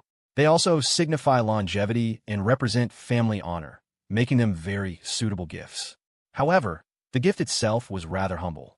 While Olivia surely wouldn't mind and would treasure it, the rest of the Sullivan family might not see it that way. Besides, even if Olivia didn't mind, Michael felt he needed to uphold her standing. Cherishing their women was a Thompson family tradition. Michael didn't care about face for himself, but he had to make sure his girl looked good. That's why Michael Thompson planned to give her a different, special gift at Olivia's housewarming party. One guaranteed to make her the most dazzling person there. "No one outshines my gorgeous girl." JPG. Olivia Sullivan's and Michael Thompson's birthdays were actually quite close. Hers was on the 27th day of the 12th lunar month, and his was on the 7th day of the 1st lunar month, both falling around the New Year celebration. Interestingly, though, this didn't mean Olivia was 10 days younger than Michael. Rather, Michael was nearly a full year younger than Olivia. Although their official IDs listed them as born in the same year, their birth months were 11 months apart. As Michael Thompson mulled over his future plans, the taxi quickly pulled up to the entrance of Ark Amusement Park. After they got out, Olivia checked the time on her phone and asked Michael Thompson, "It's only 8:40. Should we wait here for Claire, Evans, and the others?" Michael Thompson shook his head. "Why wait for them? Let's go on ahead." "Now?" Olivia asked, surprised. "Yeah, we can meet up with them inside later. We have things to do before they get here." Michael Thompson lifted the bag he was carrying and patted it. "Forgot why we bought all this." Olivia nodded and followed Michael Thompson toward the amusement park's entrance gate. Green Valley only had one amusement park, the very Ark Amusement Park where Michael Thompson was right now. Michael Thompson knew Ark Amusement Park quite well. After all, when his family went out for big outings when he was a kid, it was either Wuji Mountain in Springfield or Ark Amusement Park. As for the water parks, aquariums, and the like, those were all built later. Ark Amusement Park held memories for a whole generation in Green Valley. However, if he remembered correctly, although the park's business was still okay for now, in 3 years, after the development of the old district on the east side of Green Valley, a bigger, newer amusement park would be built there. Ark Amusement Park held on for less than half a year before it couldn't sustain itself and went bankrupt. When Michael Thompson and Olivia Sullivan arrived today, the park wasn't particularly crowded. Even though it was already winter break, most workplaces hadn't started their New Year holidays yet. So, while students were free, the white-collar workers were still grinding away, pushing hard for year-end results. Although Olivia Sullivan was also a Green Valley local, she rarely came to Ark Amusement Park, mainly because she never had anyone to come with. It wasn't until high school that she had visited once with Claire Evans. But naturally, you could never see the whole huge park in one go. Plus, Michael Thompson had let her in through a different entrance. This area featured buildings in a colonial town style, with rows of peach trees lining the path, still holding onto their green leaves even in winter. Nearby, someone was renting out period costumes, and quite a few visitors were changing into them, cosplaying as ancient heroes, scholars, and beauties. Quite a picturesque scene. Olivia Sullivan found it novel, looking around excitedly this way, and that as they walked, seeming quite happy. She tugged on the sleeve of Michael Thompson, who was walking ahead of her, pointing towards the people taking photos not far away. Let's get a picture like that later, okay? Michael Thompson scoffed inwardly. Who knows how many people had worn those theme park costumes without them being washed? They must be filthy. It was lucky it was winter. If it were summer, everyone would be sweating and wearing those same few outfits back to back. Just imagining the smell. Ugh, absolutely rank. Besides, taking one picture cost anywhere from dozens to hundreds of dollars. Only an idiot would want to do that. But seeing the eager look on the little silly girl beside him, Michael Thompson swallowed his thoughts and changed his tune. Sure, once we're done with our business, we'll have plenty of time to take pictures. Olivia Sullivan pouted, slightly annoyed. If you don't want to, just say so. You don't have to force yourself. I didn't say I didn't want to. Yes, you did. Your expression practically screamed that anyone who takes photos like that is an idiot. Were you calling me a little idiot in your head? Michael Thompson touched his face, puzzled. Was it that obvious? He thought he had long since met. He turned his head to look at Olivia Sullivan and asked, so, do you still want to take them? Yes. Michael Thompson and Olivia Sullivan's final destination was the park's haunted house. While other rides at Ark Amusement Park had at least some visitors queuing, with the most popular roller coaster boasting a long line, the haunted house area was completely deserted. Not a single person was around. Only two bored employees sitting on the steps, smoking and chatting. If you were to rank all the attractions at Ark Amusement Park, the haunted house could perennially win the award for most unpopular. Michael Thompson had been through the Ark Amusement Park haunted house once, and after that one time, he never went back. Inside, there was only a single path. You just walked straight through while some skeletons and cheaply made, creepy dolls were placed along the sides, and some weird screams played over the sound system. And then, that was it. Every visitor emerged from the haunted house utterly confused. What? I wasn't even mentally prepared, and you're telling me it's over? I thought that was just the warm-up. That's it. So, the vast majority of people never returned after their first visit, except maybe during the summer to escape the heat. It was quite cool inside the haunted house. But now it was winter, and inside it was as cold as a cellar. You could see even the employees didn't want to stay in there. They were outside soaking up the sun, smoking and slacking off. Forget about visitors. Olivia Sullivan sat waiting on a public bench under a tree opposite the haunted house, while Michael Thompson went over alone to talk to the two employees. She was a bit too far away to hear what Michael Thompson was saying to them, nor could she hear his thoughts, but she saw a troubled look gradually appear on one employee's face. It wasn't until Michael Thompson discreetly slipped him something that the employee broke into a grin, and he and Michael Thompson started chatting and laughing. In no time, Michael Thompson returned, picked up the bag resting by Olivia Sullivan's feet, and said to her, "Let's go, let's head inside." Olivia Sullivan got up and followed him towards the haunted house, asking curiously, "What were you talking about with that employee just now? I thought I saw you slip him something." Michael Thompson smiled and replied, "I told him my buddy wants to propose to the girl he loves and wanted to rent the haunted house for 2 hours." Olivia Sullivan frowned. "There's no way they'd agree to that, right?" He agreed. "How much did you give him?" "Just $1,000. Olivia Sullivan was stunned for a moment, not because she thought 1,000 was too expensive, but because it was too cheap. Normally, renting out an attraction privately for even 2 hours would be impossible, especially during operating hours. The park management would never approve it. But, well, since it was the unpopular haunted house, even the park managers didn't pay much attention to it, which left a lot of room to maneuver. As Michael Thompson and Olivia Sullivan walked past the employee, carrying their things, they heard him on the phone. "Supervisor, it's Travis. Looks like some of the hanging props here in the haunted house seem a bit loose. I'm worried they might fall and hit a guest. It's a safety hazard." "Huh? Get maintenance?" "No, no need. I can handle it myself." "I'll do it. And while I'm at it, I want to check the other props too. They're pretty old. Better safe than sorry if something goes wrong. We probably can't open this morning." "Oh, the haunted house barely gets any guests anyway. So you'll leave it up to me?" "Okay, got it. All right then, talk later." This Travis Miller deliberately spoke loudly, even repeating what the supervisor supposedly said, as if specifically letting Michael Thompson know the matter was settled. Michael Thompson gave him a thumbs up, then entered the haunted house with Olivia Sullivan. The moment they stepped inside, a bone-chilling cold hit them, accompanied by distant wails and screams. Olivia Sullivan nearly jumped into Michael Thompson's arms. Even holding back, she gripped his arm tightly, not daring to lift her head or open her eyes, carefully following step for step behind Michael Thompson as they ventured deeper inside. Not long after Michael Thompson and Olivia Sullivan entered the haunted house, the staff hung a sign on the entrance, "Under maintenance, temporarily closed." To enhance the atmosphere, every room inside was pitch black, dimly lit. Michael Thompson ignored the creepy dolls that shrieked beside him and the devices underfoot that periodically sprayed white mist, heading straight deeper inside. Olivia Sullivan wasn't actually doing too badly, mostly because she was clinging tightly to Michael Thompson's arm with her eyes squeezed shut.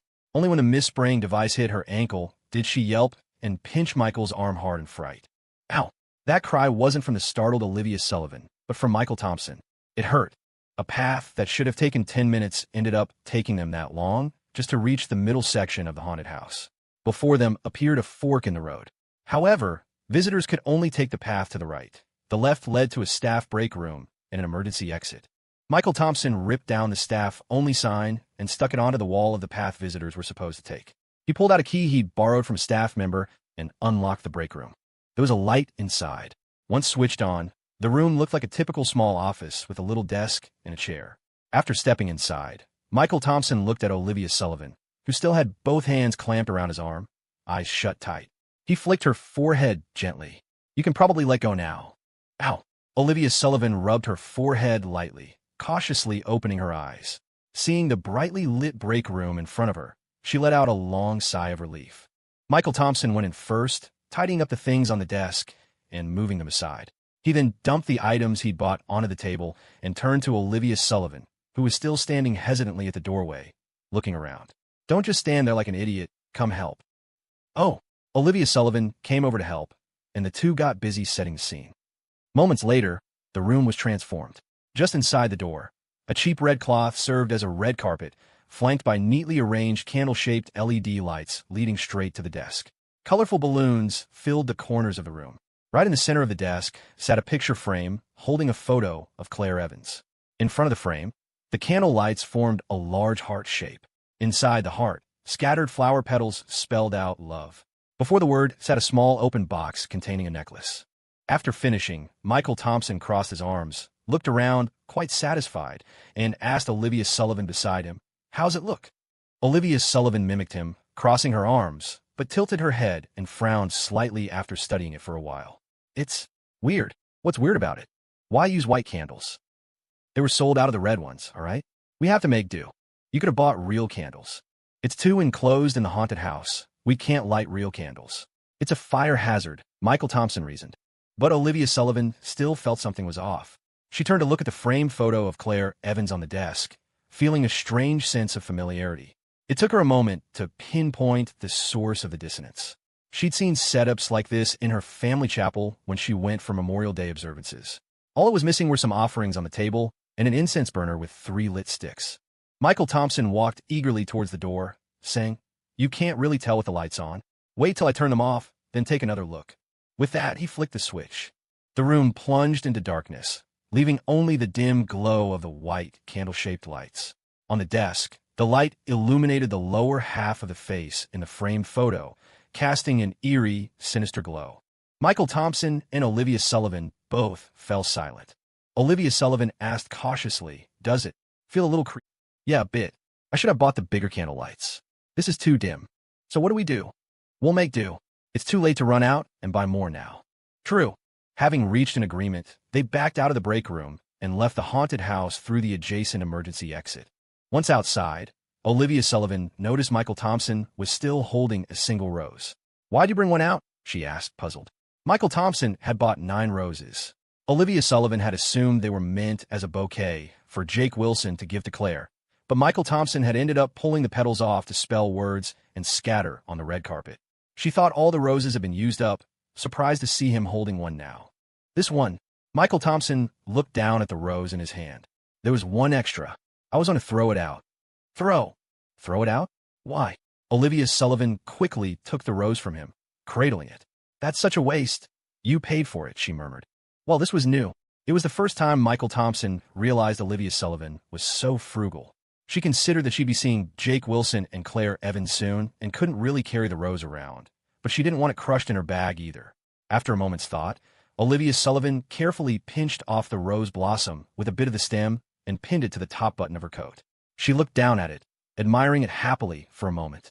Michael Thompson watched her small actions from the side, somewhat amused. Just then his phone rang. He checked the caller ID. It was Jake Wilson. "Hey, Michael, Claire and I are here. Where are you guys?" Oh, Olivia Sullivan and I are inside the park. Why don't you come in? Inside? Just you and Olivia Sullivan. Yeah, we waited for a bit, but you didn't show, so we started looking around. Anyway, hurry up and come in. Let's meet at School Plaza. As it happened, Jake Wilson and Claire Evans weren't at the park entrance either. They were already inside. However, Claire Evans and Jake Wilson were on the east side of the park, while the haunted house Michael Thompson and Olivia Sullivan had just exited was on the south side. They had entered the park at different times, so they hadn't run into each other. Jake Wilson and Claire Evans had just come out of bistro inside the park. Since it was only 10 in the morning, they obviously hadn't been eating lunch. As soon as Jake Wilson hung up with Michael Thompson, Claire Evans, holding a smoothie, walked over. Well, where did Michael Thompson say he is? The sun was quite nice today, and she wasn't bundled up. Over a brown knit sweater, she wore an open black wool coat. Below, she had on denim shorts over warm, yet slimming black tights. A beret sat on her head, tucking her shoulder-length bob away and revealing the fair skin of her neck. The outfit highlighted her youthful charm.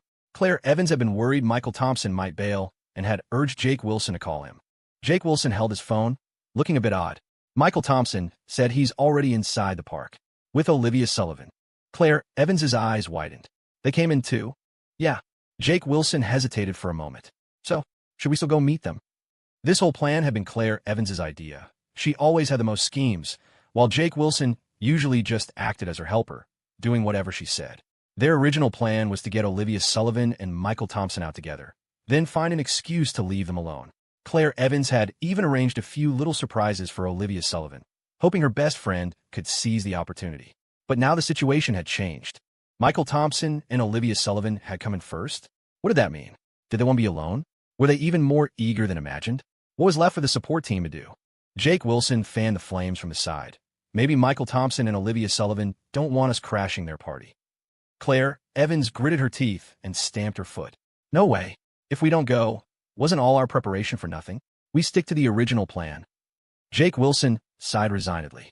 Fine, whatever you say. He was good-natured and not very assertive, whereas Claire Evans was the decisive type, fiery and efficient. So when they were together, Claire Evans usually came up with the ideas, and Jake Wilson executed them. Personality-wise, they complemented each other well. Claire Evans casually tossed her smoothie into a nearby trash can, stuffing her hands in her pockets. Did he say where to meet? Just near the entrance plaza. Okay, let's go. When Michael Thompson and Olivia Sullivan arrived at the Park School Plaza, Jake Wilson and Claire Evans happened to be approaching from the other direction. Michael Thompson looked at them, surprised. How come you guys came from over there? Jake Wilson was a terrible liar. As soon as he was asked, he felt guilty and stammered, well, actually. He struggled to get the words out. Claire Evans, watching anxiously beside him, nudged Jake Wilson's chubby stomach with her elbow and complained, it's all Jake Wilson's fault. He suddenly had a stomach ache and insisted on finding a restroom, so we came in first. It was an excuse Claire Evans thought up on the spot. Michael Thompson, however, gave a knowing smile. Is that so? There were plenty of shops right outside the park entrance, McDonald's right next door. They could have easily used a restroom there. Why come all the way inside to find one? He exchanged a glance with Olivia Sullivan, both understanding the meaning in each other's eyes. These two were definitely up to something. They clearly didn't want him and Olivia Sullivan interrupting them. They were the third wheels here. Claire Evans noticed them exchanging glances, but didn't guess what they were thinking. She discreetly nudged Jake Wilson again, nodding towards Michael Thompson and Olivia Sullivan. Jake Wilson looked over and secretly gave a thumbs up. Michael Thompson suggested, let's not just stand here at the entrance. Since we're here, let's walk around and have some fun. Claire Evans considered that it wasn't lunchtime yet, so she agreed. The group headed deeper into the park. Michael Thompson and Jake Wilson walked ahead, chatting about the new games at the Wilson Family Arcade.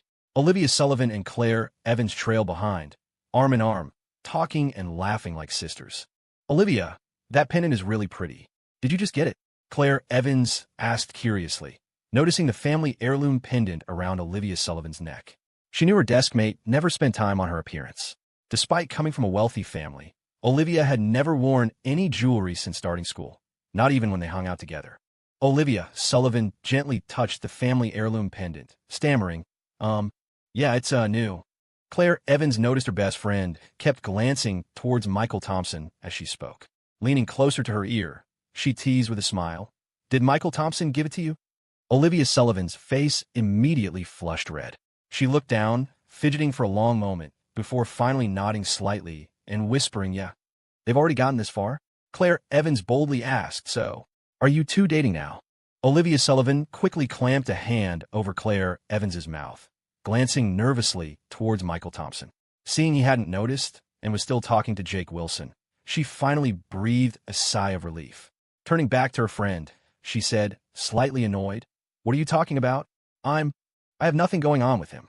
Then do you like Michael Thompson? What about Michael Thompson? He gave you a gift, so he must have some feelings, right? Okay, no more questions. The more Olivia Sullivan was asked, the more embarrassed she became, desperately trying to stop Claire Evans from probing further. Claire Evans gently tapped her head. You honestly, if you like someone, you should say so. If you don't, you should also make it clear. If you keep stringing people along, won't you become the bad guy? Even someone who likes you will eventually lose patience. Don't forget, Lily Carter from our class really likes Michael Thompson. What if someone else gets to him first? Olivia Sullivan instinctively retorted. Michael Thompson wouldn't. Claire Evans grinned mischievously, teasing. So you do like Michael Thompson? Olivia Sullivan realized she'd been tricked, stomped her foot in frustration, and whined, Claire. After a moment, her expression turned glum. But we're still in high school. Junior year starts in 6 months, and I have to get into an Ivy League university. Michael Thompson has his own things he needs to do too. Claire Evans knew Olivia had an obsession with getting into the Ivy League. She didn't know the specific reason, but it seemed related to her family situation. She also knew how incredibly hard Olivia studied.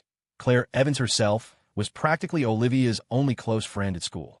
Olivia's recent poor performance on a test was probably linked to Michael Thompson, which likely made Olivia even more hesitant to think about romance in high school.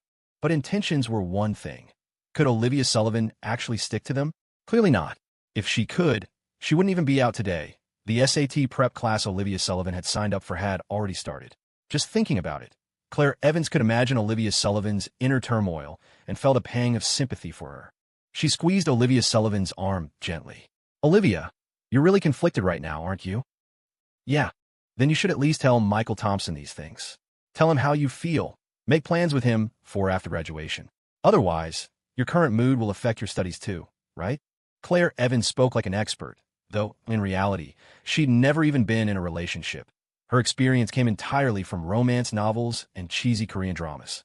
Still, she had managed to point Olivia Sullivan in a direction. Olivia Sullivan hadn't initially thought along those lines because she could hear Michael Thompson's thoughts, knew his feelings for her, and trusted he would wait until they could be together. Because they were meant to be a couple. But now that Claire Evans mentioned it, Olivia Sullivan saw the logic. Telling Michael Thompson her own feelings wasn't just for his sake, but also to put her own mind at ease, to stop her thoughts from running wild on the subject. Seeing Olivia Sullivan's interest piqued, Claire Evans pulled 2 tickets from her bag, pressed them into Olivia Sullivan's hand, and struck while the iron was hot. I won these bistro vouchers. Later, for lunch, Jake Wilson and I won't join you too. You and Michael Thompson can go to that bistro on the east side of the park for lunch together. Seize the opportunity, okay? Olivia Sullivan clutched the 2 tickets, her eyes firming with resolve. She nodded vigorously. Okay. Michael Thompson led the way, passing numerous amusement rides along the path. However, they didn't stop at any, heading straight for the haunted house instead. As they walked past the giant pendulum ride, Jake Wilson asked quizzically, Michael, there's hardly anyone in line for the pendulum right now. Aren't we going to ride it first? I just ate something. Let's do something less intense first. Otherwise, I might throw up, Michael Thompson replied, offering a casual excuse that quickly satisfied Jake Wilson's curiosity. But when they arrived at the entrance to the haunted house, both Jake Wilson and Claire Evans started protesting. Michael, let's not do this one, Jake Wilson complained. Ark Amusement Park's haunted house is really lame. Didn't you say last time we came that you'd never go in again? Claire Evans chimed in. I agree. The haunted house is the most boring thing in this park. Plus, it's freezing in there. Let's not go in, okay? If you want something less intense, isn't the carousel right over there? Facing their protests, Michael Thompson gestured towards Olivia Sullivan. Olivia wants to try it. She's never been. Caught off guard by being suddenly named, Olivia Sullivan froze for a second. She didn't want to go, but when she noticed Michael Thompson giving her a look, she immediately understood and nodded. Right, I want to try it. Claire Evans looked a bit suspicious. She leaned closer to Olivia Sullivan and whispered, Aren't you the most scared of this stuff? I just suddenly feel like it.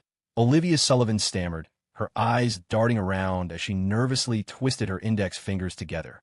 She was terrible at lying. Whenever she did, she fidgeted uncontrollably. However, Claire Evans misinterpreted this entirely. Right? She thought, don't lots of couples like going to see horror movies together? With that thought, Claire Evans readily agreed. Once the other three agreed, Jake Wilson had no choice but to go along with the majority. When the four reached the haunted house entrance, they saw a under maintenance sign posted. "Oh, it's under maintenance. Guess we can't go in," Jake Wilson said, sounding quite pleased. But a staff member nearby saw Michael Thompson and the others approach, immediately came over, moved the sign aside, and explained, "It's fixed now. You can go right in." Claire Evans walked up to Jake Wilson and nudged his stomach. "Jake Wilson, let's go in first." Jake Wilson looked confused.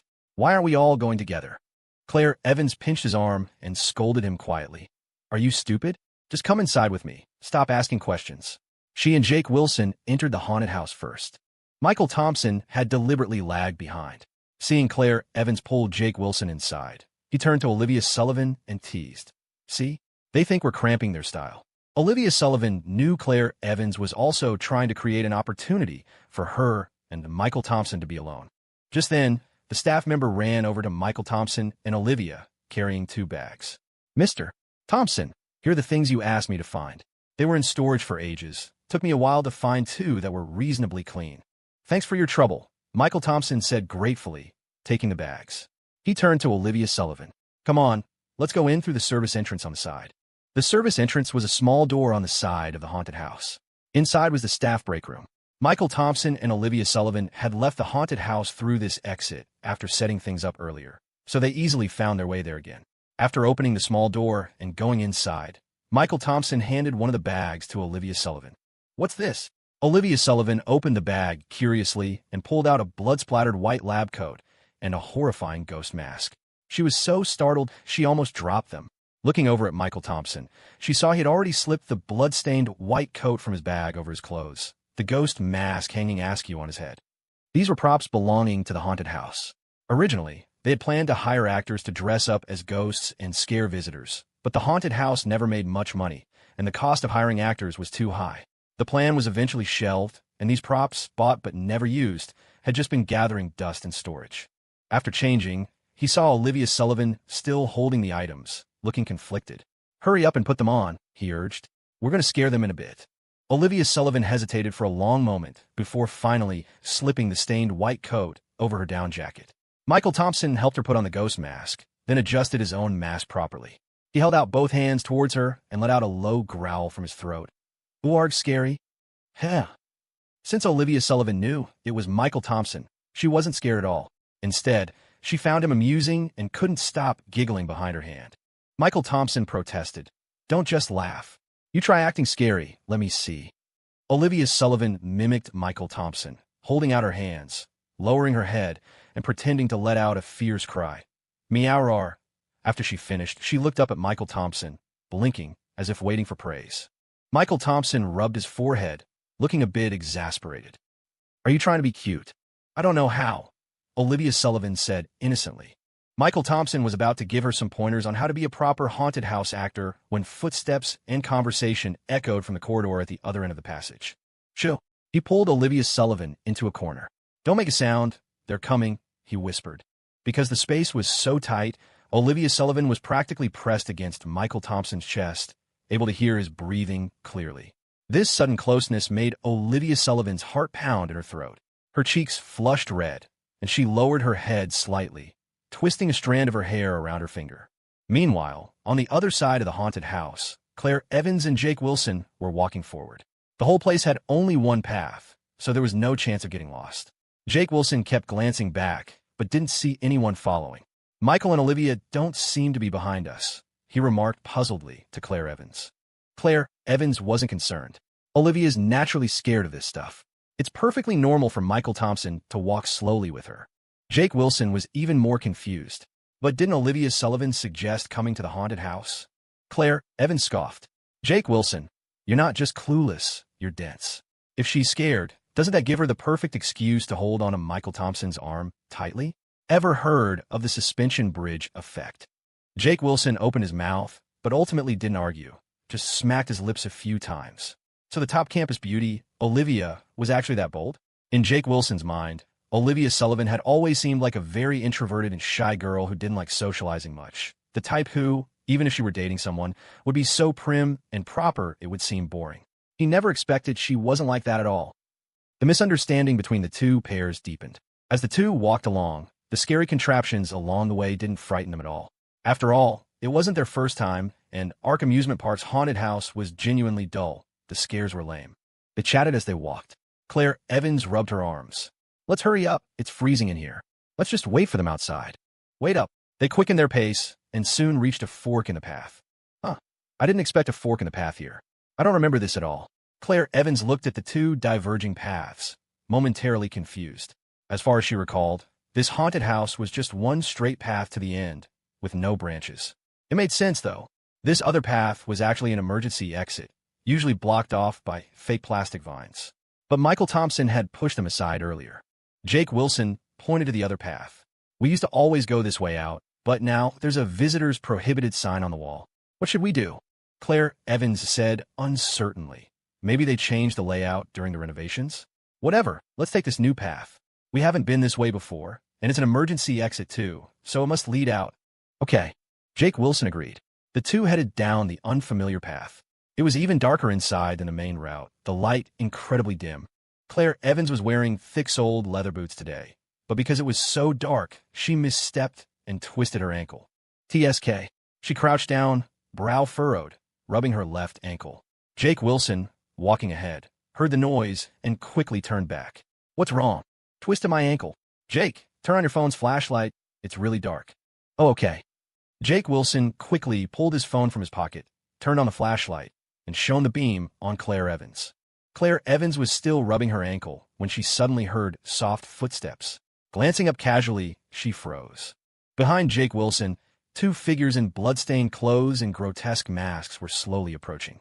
One tall, one short. Jake Wilson hadn't noticed them yet, but he saw Claire Evans trembling slightly. "What is it?" he asked. Claire Evans whispered, voice trembling, "Be behind you." Behind him?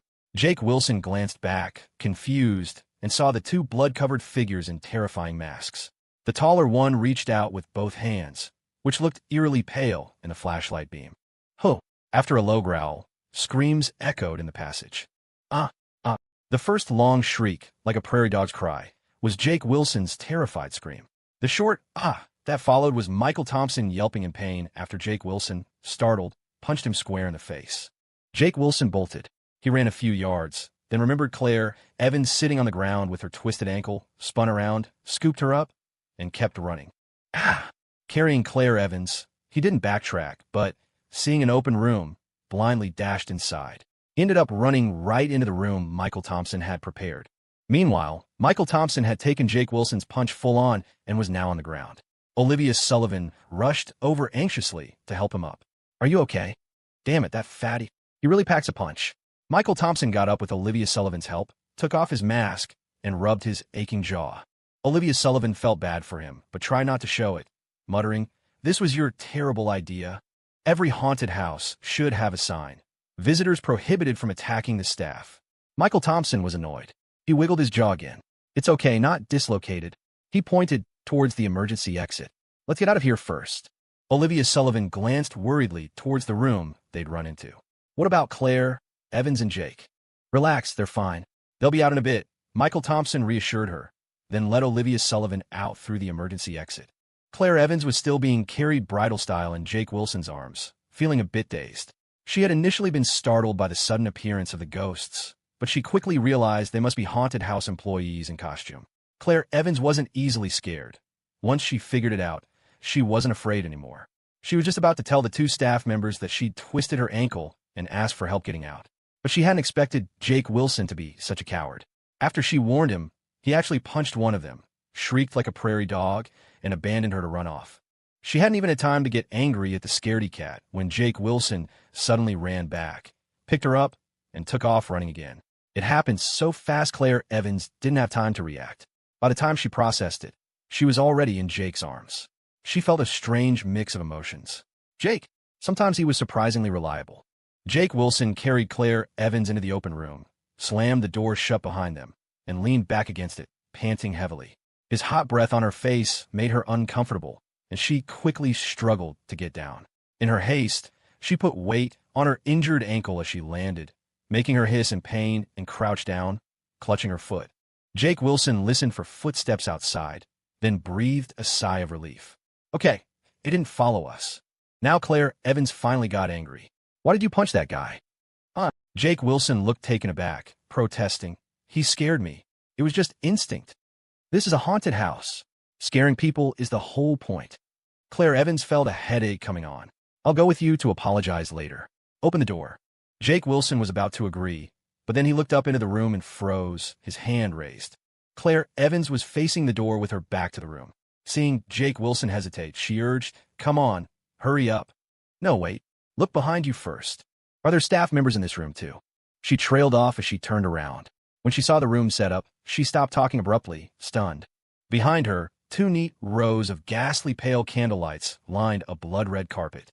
In the shadows on either side of the room, balloons cast silhouettes like human heads in the dim light. Straight ahead, a small table held a circle of white candles.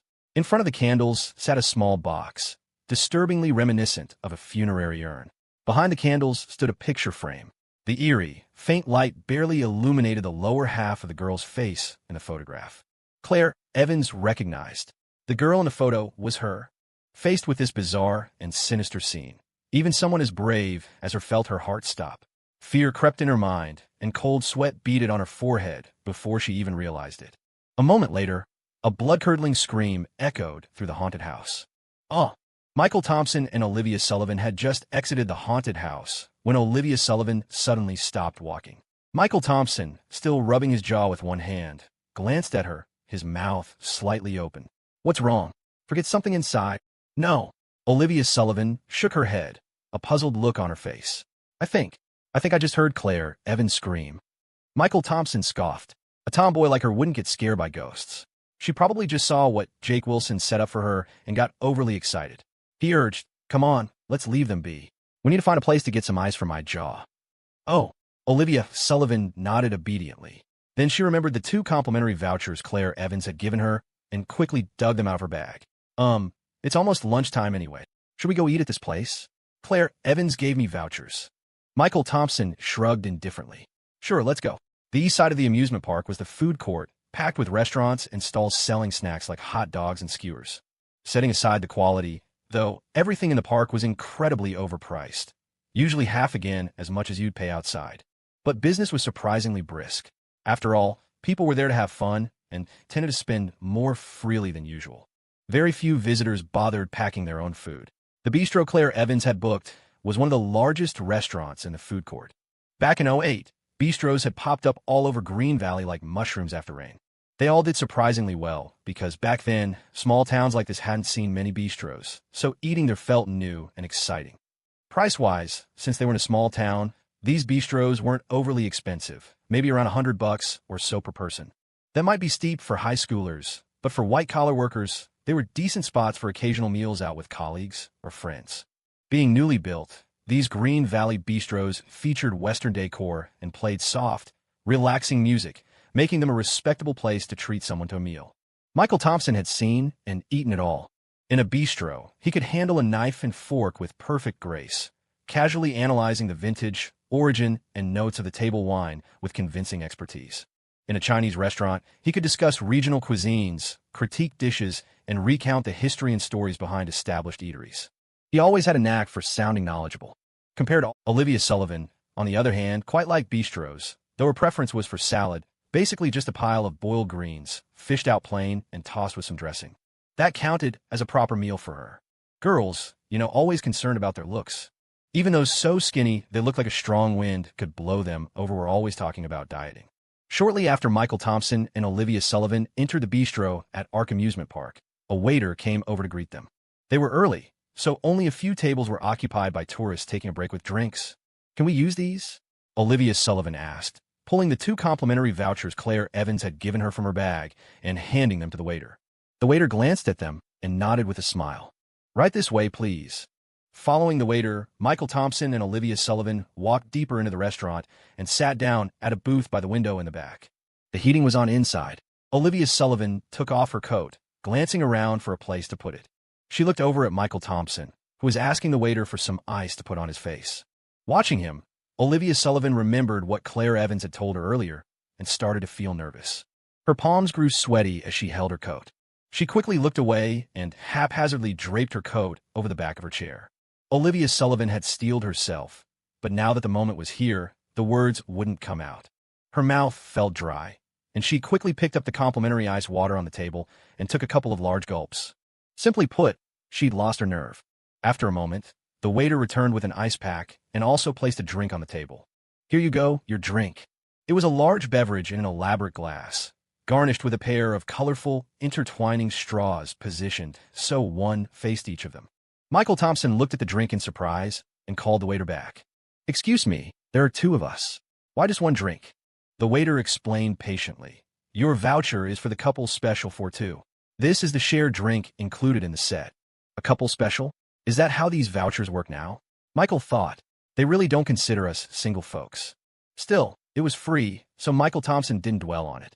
He turned to Olivia Sullivan. "You can have it. I'll just order another drink." Olivia Sullivan quickly grabbed his hand. Meeting his puzzled look, she murmured, "I can't finish it by myself. Let's share." It's bad to waste food," she said suddenly, her tone sharp as if annoyed. She propped her chin on her hand and turned her head away. In reality, she was just too embarrassed to look at Michael Thompson after saying that. Lately, "it's bad to waste food" seemed to have become Olivia Sullivan's catchphrase. She had a small appetite and could never finish her meals when she ate out with Michael Thompson, so she'd always say this a bit defensively before giving in the rest of her food. Michael Thompson couldn't help but think, "Isn't this hint a little too obvious?" Miss Olivia's affection level seems to be rising pretty quickly lately. How did I not realize back in high school that she liked me this much? No wonder she always called me blockhead after we got married. Normally, if Olivia Sullivan could hear Michael Thompson's thoughts like this, she'd be mortified, probably snatch the drink away without a word and shield it with her hands to keep him from having any. That'd teach his smug self. But this time was different. She had come here with a purpose determined. Under the table, her foot gave him a light tap, as if urging him on. But Michael Thompson's next move caught Olivia Sullivan completely off guard. He promptly dumped the complimentary ice water into a nearby trash bin, then picked up the large shared drink and poured some into the empty water glass, placing it back down in front of himself. "I'll drink this," he said, pushing the original glass, still holding more than half the drink, towards Olivia Sullivan. "You drink that." Michael Thompson clapped his hands together. "See? Problem solved, ouch." Under the table, Olivia Sullivan had kicked him hard in the knee. Michael Thompson bent over to rub his knee, looking utterly bewildered. "What did you kick me for?"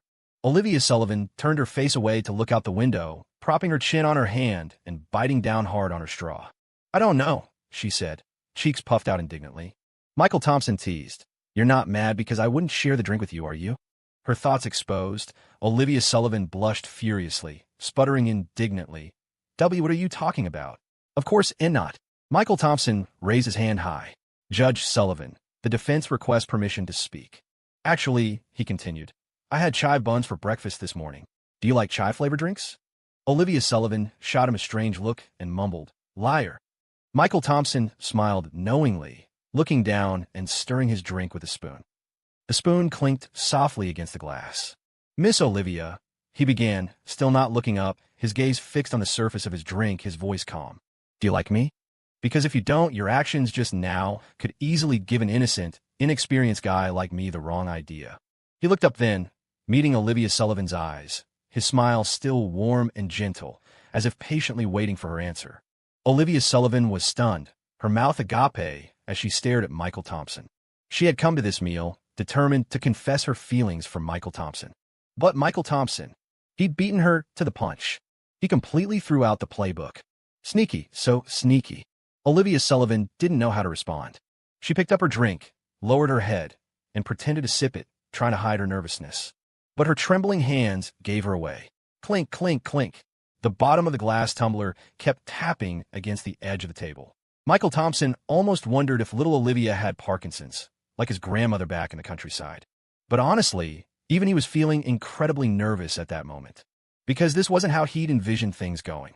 According to Michael Thompson's plan, it was enough for him and Olivia Sullivan to leave a good impression on each other in high school. Dating, let alone marriage, was something to consider after graduation. In his past life, he and Olivia Sullivan had a good relationship, But he'd been so busy with business that he neglected his family, always feeling guilty about his wife and children. Reborn into this life, he didn't want to build a huge business or make tons of money. He just wanted to do things he enjoyed and spend the rest of his time with his family. Of course, with his abilities, even turning his hobbies into a career would allow him to live a very comfortable life. So, Michael Thompson was absolutely determined to win Olivia Sullivan over. According to the trajectory of his past life, they were supposed to be together anyway. But precisely because he valued Olivia Sullivan so much, he became more cautious enough to worry that the butterfly effect from his rebirth might cause complications. That was why, after being reborn, his first decision was to let his relationship with Olivia Sullivan follow the path of his previous life as much as possible, avoiding any deviations that might lead to unexpected outcomes. He also knew Olivia Sullivan well enough to know she focused solely on her studies in high school. Pursuing her now could very likely backfire. Combining these two reasons, even after clearly sensing Olivia Sullivan's affection for him, Michael Thompson still maintained a cautious attitude, only daring to test the waters carefully. Inviting her over for dinner, giving her gifts, these were his tests. If she refused, he would, without a second thought, keep a comfortable distance from Olivia Sullivan, maintaining the boundaries of friendship. Neither too distant nor overly pushy, laying the groundwork for the future. But just as Olivia Sullivan, despite her internal conflict, couldn't control her budding feelings for Michael Thompson, he couldn't hold back either. He wasn't some saint capable of perfect self-control. Sometimes he wanted to kiss Olivia Sullivan's pretty little face, hold her close and stroke her hair, tuck her freezing little hands into his warm pockets during winter. Yet, Olivia Sullivan's attitude wasn't what he expected. She didn't deliberately keep her distance or maintain friendly boundaries. Their two hearts drew closer and closer. So, Michael Thompson finally couldn't resist saying what he just said, although he said it in a joking tone. It was his boldest test yet. Michael Thompson was a man who had weathered great storms, but this time he felt like a novice experiencing love for the first time, the pounding of his own heart echoing in his ears. He was genuinely nervous. Even if Olivia Sullivan flatly denied it, he could find an excuse to brush it off, treat it like a joke, and move on. But if that really happened, it would still leave a bad taste in his mouth. Who? Huh? Olivia Sullivan took a deep breath, forcing herself to calm down. She placed her drink back on the table and said, pretending to be casual, "Claire Evans told me you like girls with good figures, so don't joke with me like that." Michael Thompson hadn't expected her to bring that up, but the fact that she didn't immediately deny it or get angry was already a very good start. Actually, Olivia Sullivan was nervous saying this too. She was terrified Michael Thompson would just laugh it off as a joke and drop the subject. He was totally capable of that. He always did stuff like that. But at this critical moment, with her mind still buzzing, coming up with this response was pretty good. At least she'd cleverly tossed the ball back into his court. "Don't back down. Please don't back down." Olivia Sullivan almost closed her eyes and prayed. But Michael Thompson, never one to play by the rules, simply nodded in agreement. Claire Evans wasn't wrong about that. Clang! Olivia Sullivan's hand trembled, knocking over her drink. She quickly stood up, fumbling for napkins to wipe up the spill. Almost imperceptibly, tears welled up in her eyes. Michael Thompson continued, "But I was thinking, eventually, I probably won't care so much about appearances. If I meet a girl with a compatible personality, a temper that suits mine, and good character, I could definitely fall for her." He paused and suddenly smiled. "But in the end, I realized that looks, personality, none of that really matters. Sometimes, someone just finds their way into your heart, and then nothing else matters. As long as it's her." Michael Thompson was describing his own journey. Actually, when he first started dating Olivia Sullivan in his past life, she wasn't his type at all.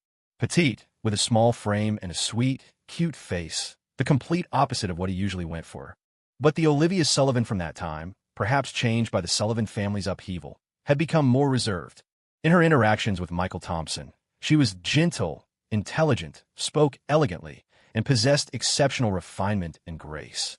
She could stand by him through wealth and hardship, a truly supportive partner. Michael Thompson himself had matured by then, long past the age of only caring about appearances. He genuinely fell in love with only after they married did she occasionally show glimpses of a playfully demanding side and her inherently innocent, romantic nature, which Michael Thompson found utterly endearing.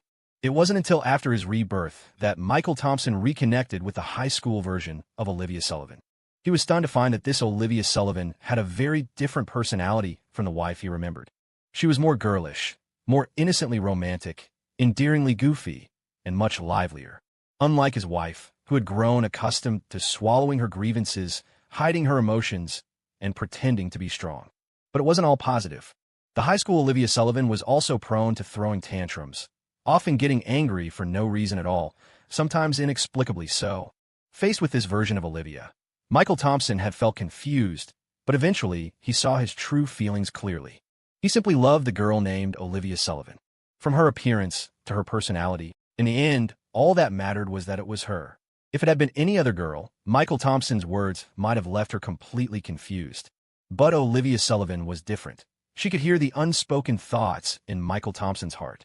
Naturally, she could also sense the sincerity behind them. Olivia Sullivan took a deep breath, silently stood up, and walked towards Michael Thompson with her head lowered. Michael Thompson didn't know what she was doing. He looked up at her, watching as she came over and sat down beside him, right on the edge of his chair. He shifted over, making some room for Olivia Sullivan. But Olivia Sullivan just turned slightly, her back mostly to him, reaching up as if fiddling with something in her hair.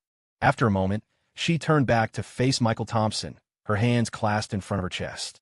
"Hold out your hand," she whispered.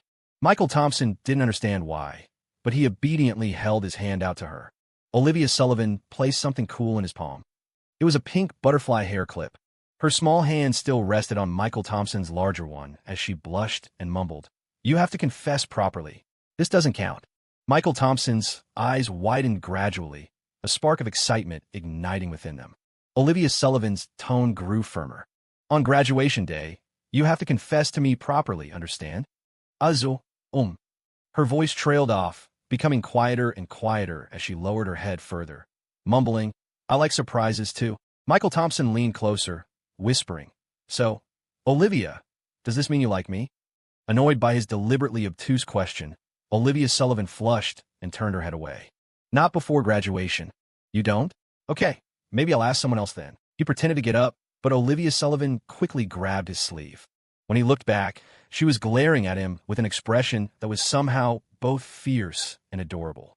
Olivia Sullivan pulled out her phone, tapped the screen a few times, then placed it on the table, hiding her face behind her hands. Michael Thompson's phone buzzed moments later. He picked it up. It was a message from Olivia Sullivan. Just two simple words, "I like." But scrolling down, there was another line added, "Don't ask such obvious questions." Like a last little bit of feigned resistance. Michael Thompson's smile widened. He looked up from his phone towards Olivia Sullivan, but she kept her face hidden, deliberately turning her head to look out the window. Michael Thompson asked teasingly, "But graduation is still over a year away. Where are we until then?" "Probationary period. So, during this probationary period, can I hold your hand?" Olivia Sullivan looked conflicted for a moment, but thinking about making Michael Thompson wait a year, she finally nodded. "Only when no one's around." Michael Thompson glanced around, then reached his hand towards hers. Blushing, she took Michael Thompson's hand but quickly pulled it under the table, out of sight. Michael Thompson held her hand. It felt a little cool and soft. He gave it a gentle squeeze, confirming this was real and not a dream, then smiled with relief. Everything was happening much faster than he'd expected, but this unexpected development filled him with immense joy.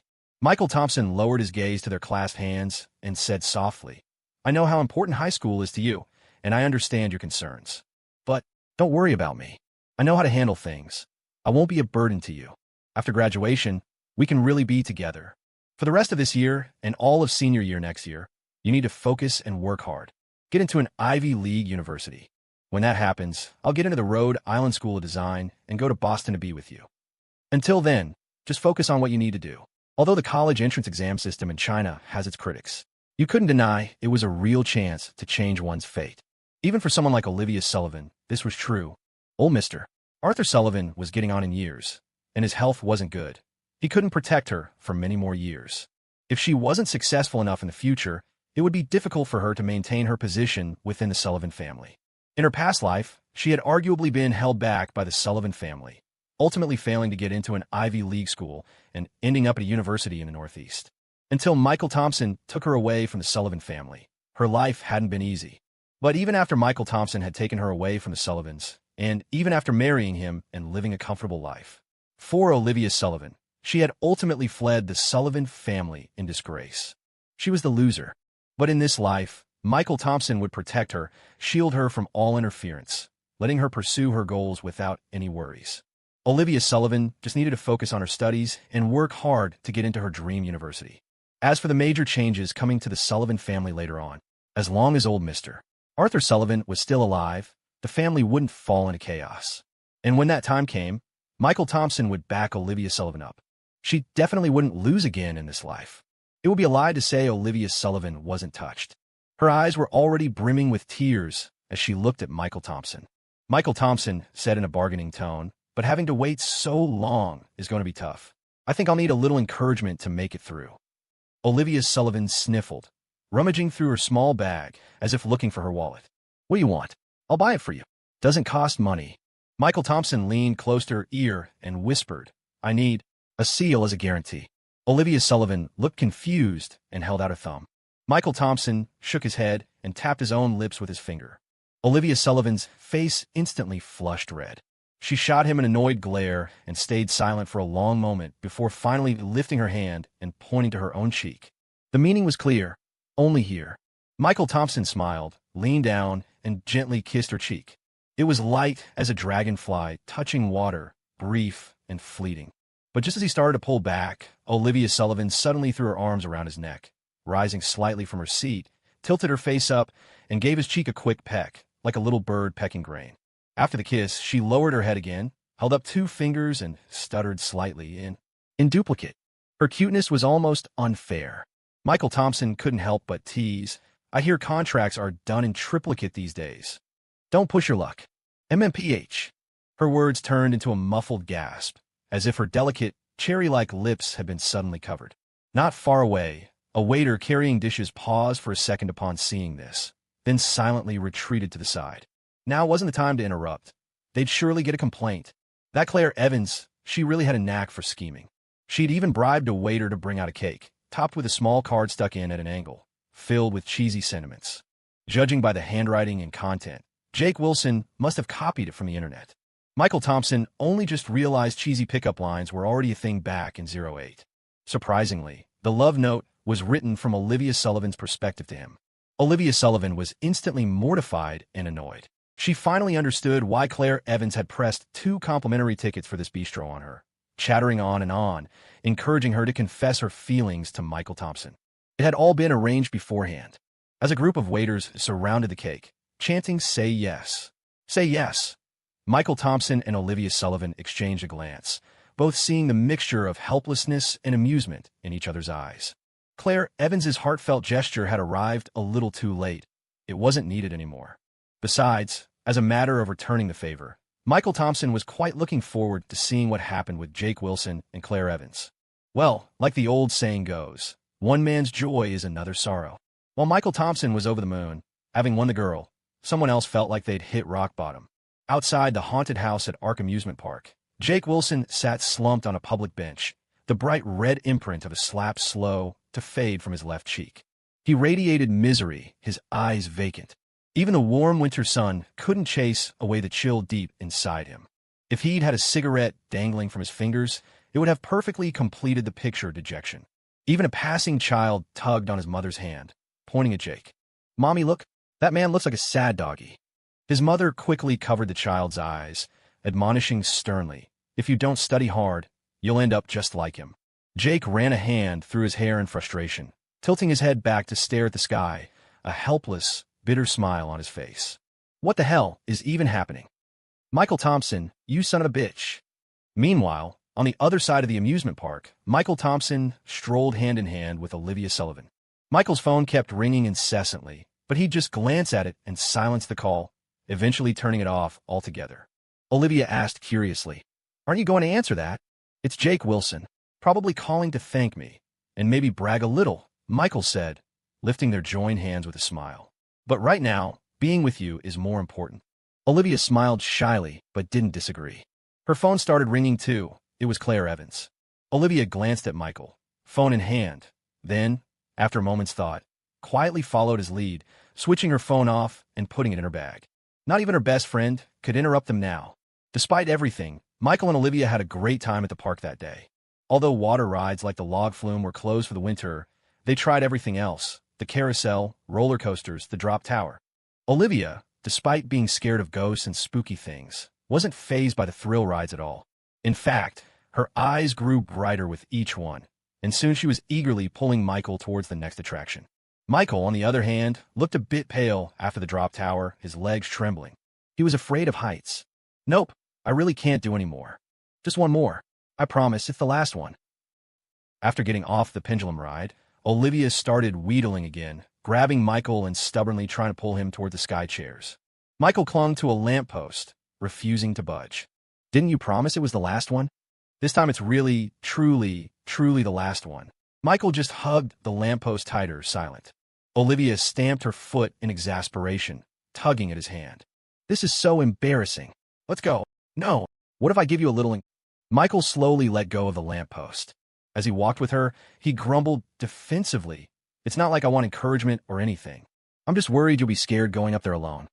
Olivia shot him an exasperated look, but held his hand tightly, afraid he might bolt. After the ride finished, Michael collapsed onto a bench, groaning dramatically for a while. Olivia bought a hot drink from a nearby snack stand and trotted back, handing it to him. "Still feel sick? Drink something hot. It might help settle your stomach." Michael had no choice but to sit up. He took a sip, caught his breath, and then leaned his face close to Olivia's. Blushing, Olivia pushed his face away. "What are you doing? Where's that encouragement you promised?" She made a small fist and gave a light downward punch. "Go team." Michael stared at her with deadpan eyes. She blinked innocently. "That's your idea of encouragement? Isn't it encouraging?" Michael leaned back against the bench in defeat, holding the hot drink. "No wonder my mom always said, the prettier a woman is, the more likely she is to lie," he muttered glumly. Olivia pretended not to hear, turning her head away. Michael mumbled, "Speaking of which, my mom told me never to date a girl who lies." "Lies? Aunt Maggie never said that," Olivia retorted, puffing her cheeks. "You can't fool me." She stood up, arms crossed, sounding slightly flustered. Today's encouragement quota has been exceeded. I'll owe you." Michael stood up too, reaching for her hand. She hesitated for a second before letting him take it. Then she felt a tickle near her ear as Michael whispered with a soft laugh. "Owing me is fine, but I'll need an IOU." Her ears turned red without her noticing. She was starting to regret confessing her feelings to Michael. The guy was pushing his luck more and more. He just loved teasing her. But Michael quickly acted like nothing happened. He glanced at the time. "Wow, look at the time. We should get going. Don't want to keep the old man waiting." Olivia nodded, looking down, her barely audible. Tonight, Arthur Sullivan hadn't chosen to host Michael at home. Instead, he'd booked a table at a very upscale Chinese restaurant inside the City General Hospital. Michael guessed he probably wasn't the guest of honor tonight. Mr. Arthur Sullivan was old school and particular about etiquette. Hosting just a junior like Michael wouldn't normally warrant such formality. He also recalled Mr. Arthur Sullivan mentioning he wanted to introduce someone to him. It seemed that person was the real guest of honor, and Michael was just there to accompany them. Michael was quite curious about who Mr. Arthur Sullivan wanted him to meet. Aside from his connection through Olivia, he'd only coincidentally saved Mr. Arthur Sullivan's life. There didn't seem to be any particular reason to formally introduce someone to him, right? Though unsure why, Michael took it seriously. After all, he still hoped to marry the man's granddaughter and needed to make a good impression on Arthur Sullivan. 6 p.m. Royal Manor. In the large private room on the top floor, a table easily large enough for 20 sat mostly empty, occupied by only 2 elderly men and 1 younger member of the Sullivan family. That younger Sullivan was none other than Violet Sullivan. Violet, with her fluffy purple hair, was distractedly filing her black-painted fingernails with an emery board. She sat silently, not joining the conversation. Only the laughter and conversation of the 2 old men filled the room. "Mr. Huang, you truly are a busy man. It wasn't easy getting you here." "Nonsense. Didn't I come as soon as you called?" After a few pleasantries, the elderly Mr. Huang eagerly asked, "That painting you showed me last time, was it really done by a high school student?" Arthur Sullivan chuckled. "Would I lie to you? If it weren't true, why would I go to the trouble of calling you all the way from Nanjing? Tell me more about it." "Well, no need to rush. I just called. They're already downstairs. You can ask all you want when you meet them in person." Mr. Sullivan chuckled again, filling Mr. Huang's glass with bourbon. "Before they arrive, let's catch up. Drink up, drink up. And while we're at it, tell me what you think of my granddaughter's talent." Mr. Huang had just lifted his glass, but hearing Arthur Sullivan's last sentence, he glanced towards Violet, put the glass back down, a troubled expression on his face. Arthur Sullivan watched Mr. Huang closely. It seemed the old master wasn't particularly taken with his granddaughter. Sullivan felt a pang of disappointment, but years navigating the business world had made him smooth. He let the subject drop, raising his glass cheerfully. Drink up, drink up. Mr. Huang didn't respond immediately. He frowned, tapping his fingers lightly on the table as if weighing something. Finally, he sighed in resignation and relented. Your granddaughter. She does have some talent. How about this, he continued, when she's a senior in high school, have her apply for early admission at the Rhode Island School of Design. If she passes the written exam and gets in, I'll observe her for another 2 years. Arthur Sullivan thought to himself that artists tended to be a bit thin-skinned. This was likely old Huang doing him a favor, softening the rejection without shutting the door completely. He knew perfectly well that with his granddaughter's academic record, passing RIS's entrance exam, especially the written part, was practically impossible. Old Huang's words were just polite pleasantries. Nodding, Arthur Sullivan didn't press the issue further. He urged the old man to drink, and they picked at the appetizers, reminiscing about old times. By the time half the bottle of bourbon was gone and the appetizers had dwindled, Olivia Sullivan and Michael Thompson finally arrived. As soon Cale Thompson entered and saw the old man seated next to Arthur Sullivan, he visibly started. He quickly composed himself, greeted Sullivan, then looked towards the older man, gesturing questioningly. And this is... Michael, let me introduce you. This is Master Huang, Arthur Sullivan said with a kind smile, standing to introduce the man beside him. I heard from Olivia that you're planning to apply to RISD, right? Master Huang here is a guest professor at the Rhode Island School of Design. Michael Thompson's expression immediately shifted to one of warm enthusiasm. He leaned forward slightly, extending both hands. Hello, Professor Huang. It's an honor. I'm Michael Thompson. Arthur Sullivan laughed heartily. See, old Huang? I told you this kid warms up quickly. He's already calling you Professor. Though the words sounded informal, his tone was that of an elder affectionately teasing a junior, signaling his closeness to Michael for Mr. Huang's benefit. Mr. Huang chuckled as well. Calling me Professor is fine. I am a university professor, after all. Professor Huang sounds much more comfortable than Master Huang. Arthur Sullivan smiled and nodded, then turned to Michael and Olivia. Don't just stand there, sit down. Michael, why don't you sit next to old Huang? Since you want to apply to RISD, it'll be convenient if you have questions. Olivia Sullivan glanced at Michael Thompson. Seeing his subtle nod, she moved to sit beside Arthur Sullivan. Michael, meanwhile, circled around the table, pulled out a chair, and sat down next to Mr. Huang. To Michael's right sat Violet Sullivan. Violet Sullivan had seemed utterly detached, as if the dinner had nothing to do with her. But the moment Michael Thompson walked in, she looked up, her gaze fixed on him with keen interest as he took the seat beside her. This private room was one of the most luxurious in the five-star hotel. The large table could easily seat 20 if squeezed, making it feel rather spacious with only 5 people.